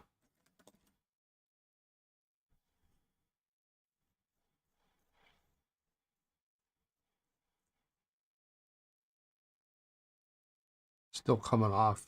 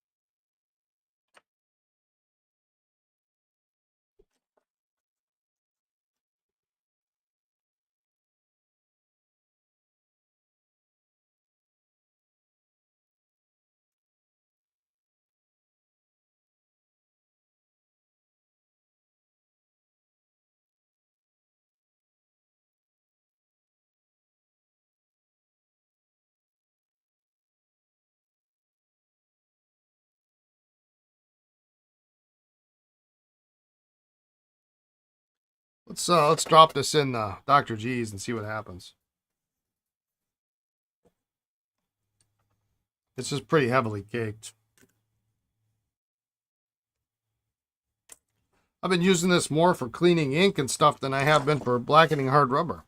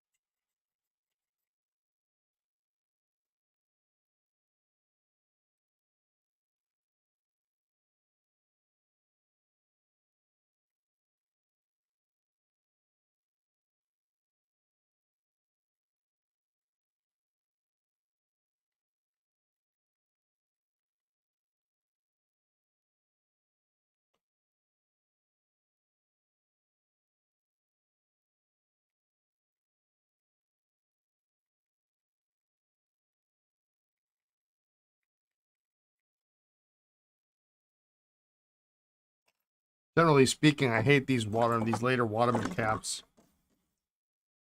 They're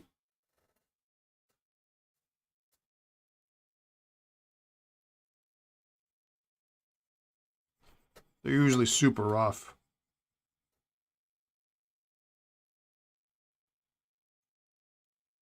Only reason I'm considering this pen is because this cap is good. And it came apart. Those are the two factors.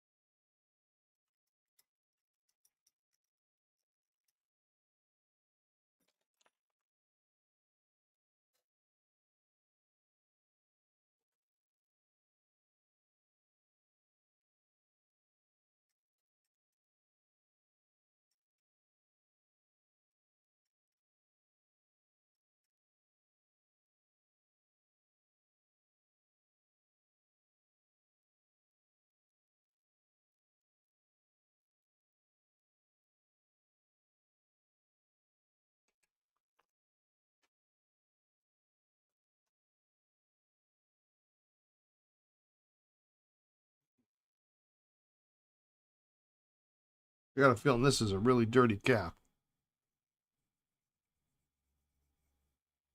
Let's do a real quick soak and we'll spin that out.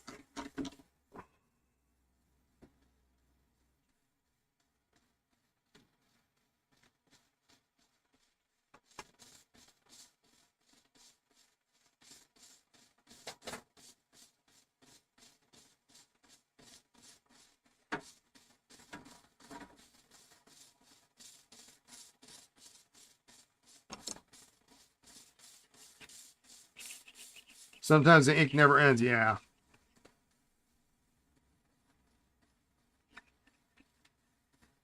Not a lot of caps I'll put on the ultrasonic, but now that I've got my salad spinner, I can spin them out. If I do it right away, and then it's really pretty good.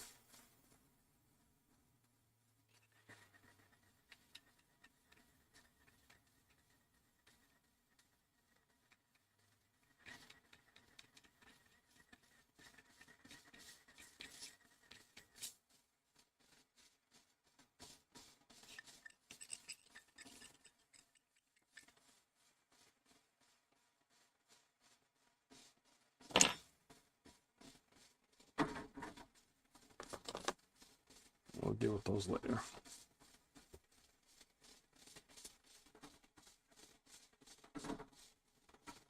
Let's see.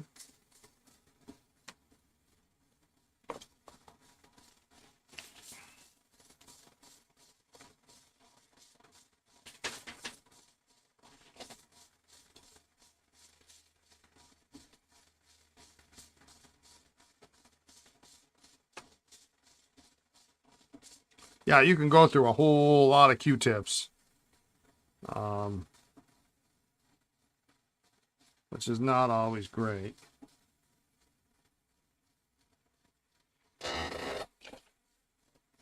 This is out just a little bit too far.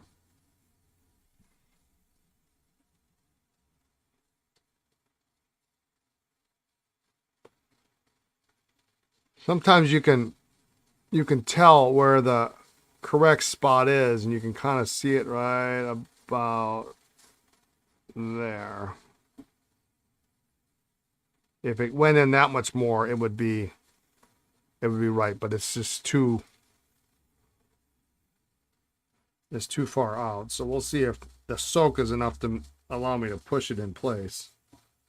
And usually what I do is I'll put it, and so I know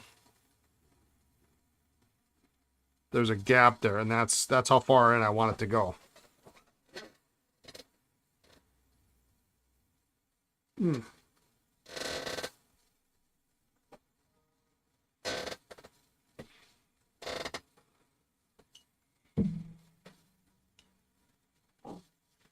Or not.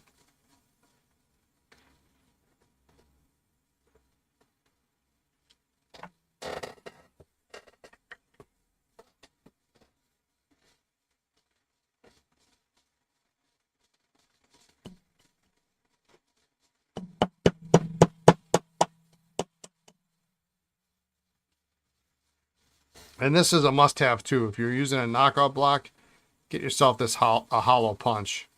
It's hollow on one end and pointed on the other.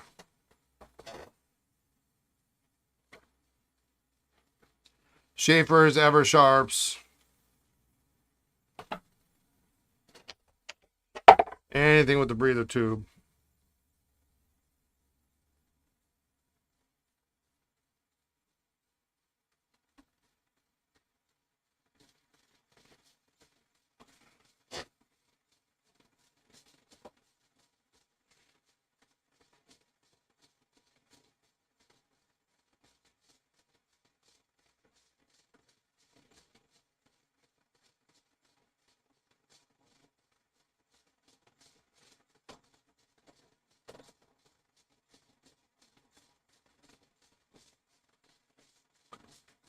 Bead looks good.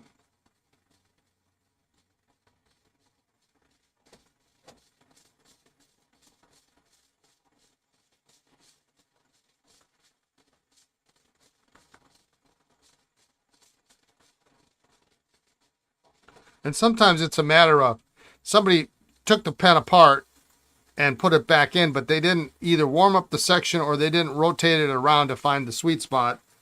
And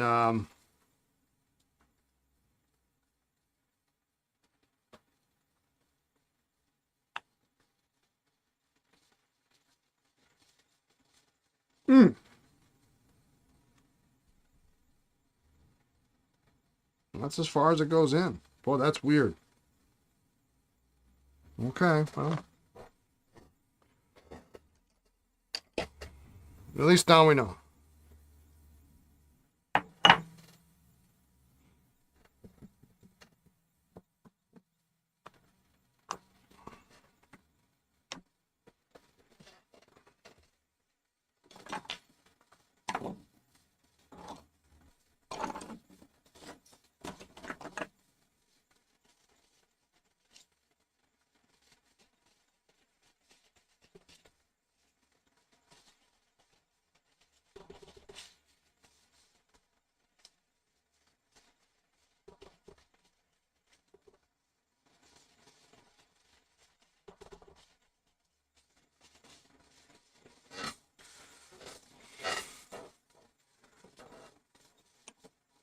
Do I sell them? No, I don't sell those. You can get one from Dell Beebe. He makes them. You made one with a little bit of brass tubing you had left over?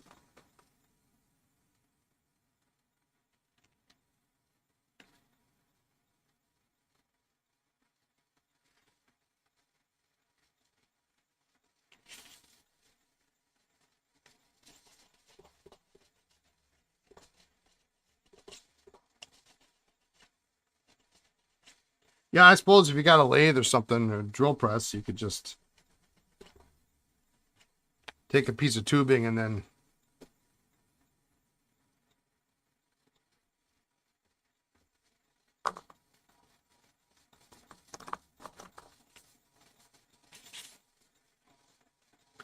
drill a hole in it 3/4 of the way down.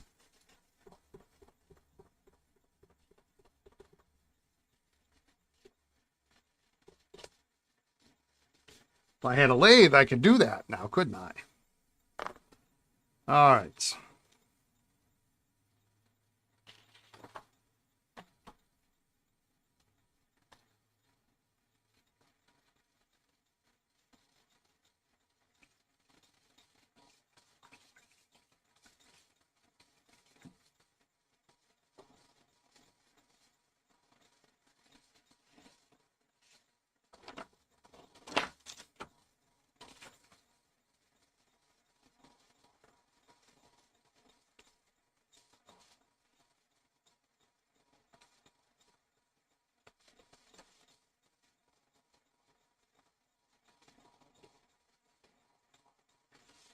Always be careful if you're using a razor blade and you're chasing a channel.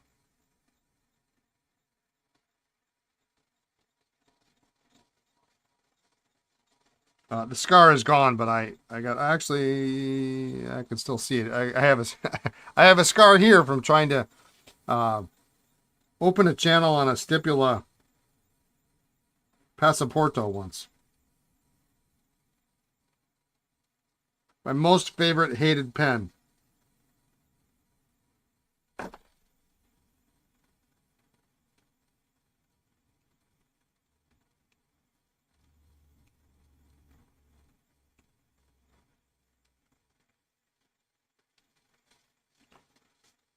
Yeah, you can get that punch on Dale's website.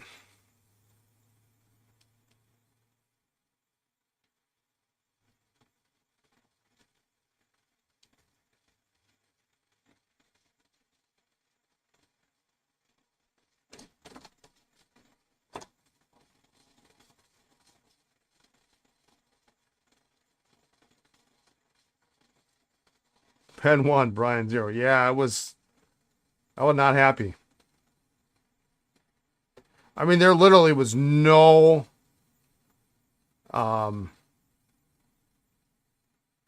you could blow through this thing, it wouldn't get any air. It was so tight.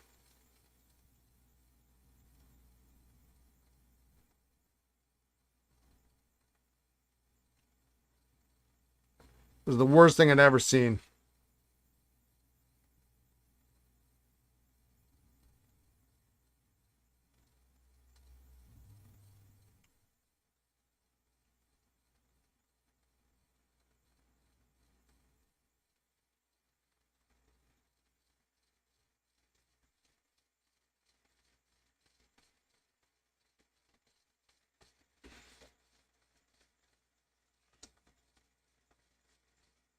Definitely gonna need some hand cleaner when I get done with today. Most of that's just from this feed.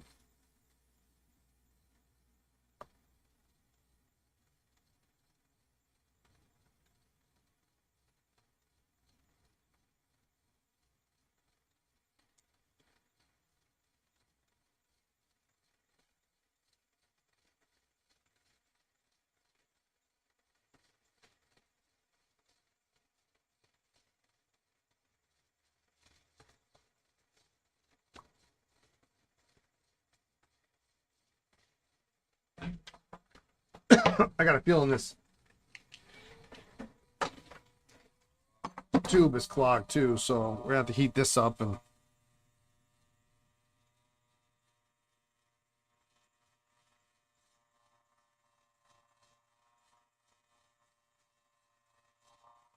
yeah. After I cut myself trying to fix that Passaporto, I did get it to work, but after I did that, I said we're not carrying these pens anymore. I don't care how cool they are. They're not cool enough to lose skin and blood over.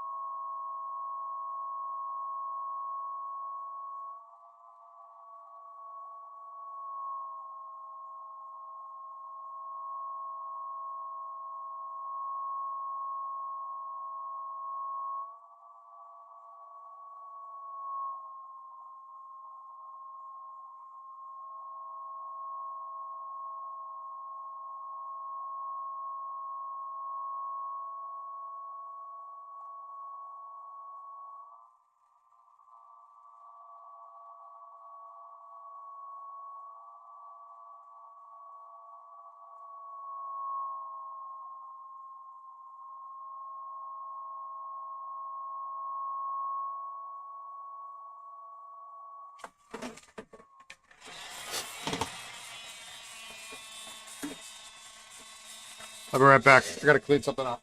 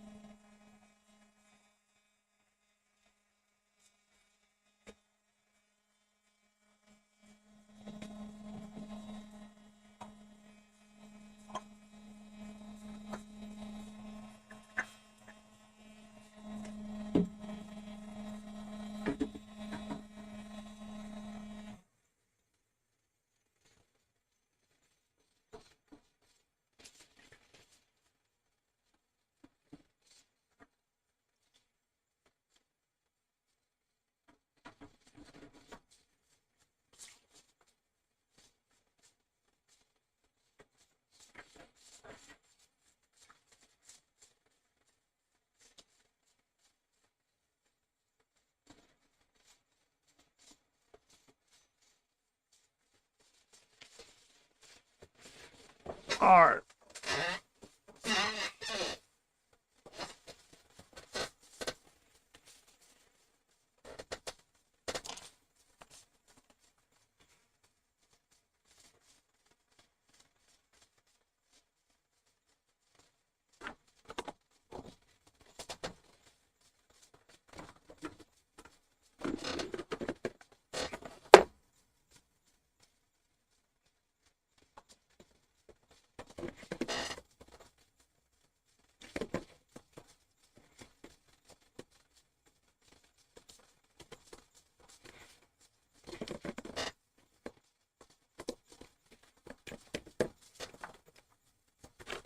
Spin these caps out.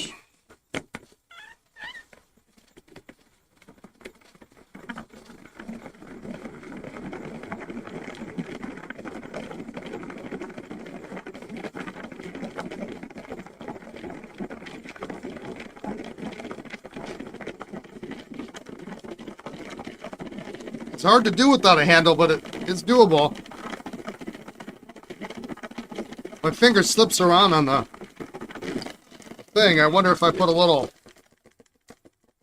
patch or something on there that my finger would stick to would be a better idea.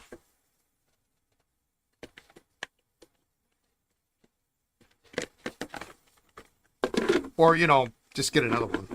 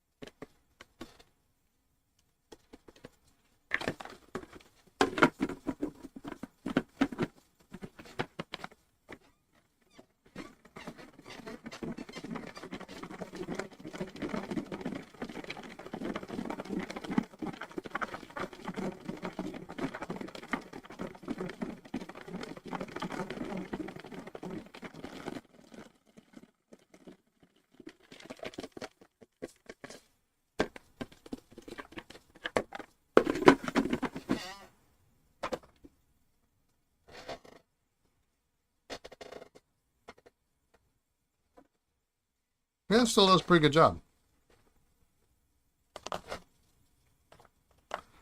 All right, there's that. Let's put this away.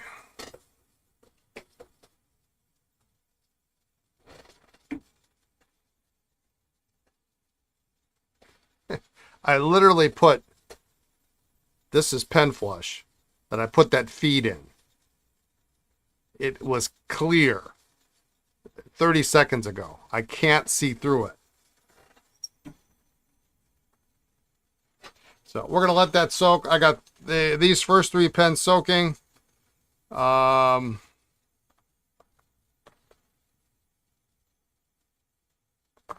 think this guy can go back together, this snorkel. The Waterman looks decent. This 45, I got to find a nib unit for, but that should be no problem. This Waterman looks good. We'll be able to test We should be able to test that desk pen next week, and that got a blue Skyline with the gold fill cap. So we should be good to go. I think I'm going to end it there. It gives me about 20 minutes, and I think I'm going to wash my hands, and then I got some work to do. So not incredibly productive today, but I guess we got this. We got the that blue touchdown apart, so that's productive enough. Even if I had to replace 3 parts on it. So anyway, that's it. Tomorrow is podcast day, so no repair stream. That'll go off to be Monday. And just a heads up, let me just double check my schedule here. Next week's schedule is going to be a little bit changed. On Tuesday and Thursday will be late starts if I do them at all. So I have meetings next week, Tuesday and Thursday, that run until 3:30 p.m. So yeah, Thursday's probably out. Tuesday I might be able to squeeze a little bit in, so we'll see if it happens at all. But Monday should be good. Wednesday looks open. So I'll try to keep you informed on Monday what's going on. And we'll go from there. So see you on the podcast tomorrow. For those of you that tune into that. Other words, the rest of you have a great evening, great morning, great afternoon, wherever you are in the world. Be kind, be well, and we'll catch you tomorrow. All right? Take care, everyone. Bye now.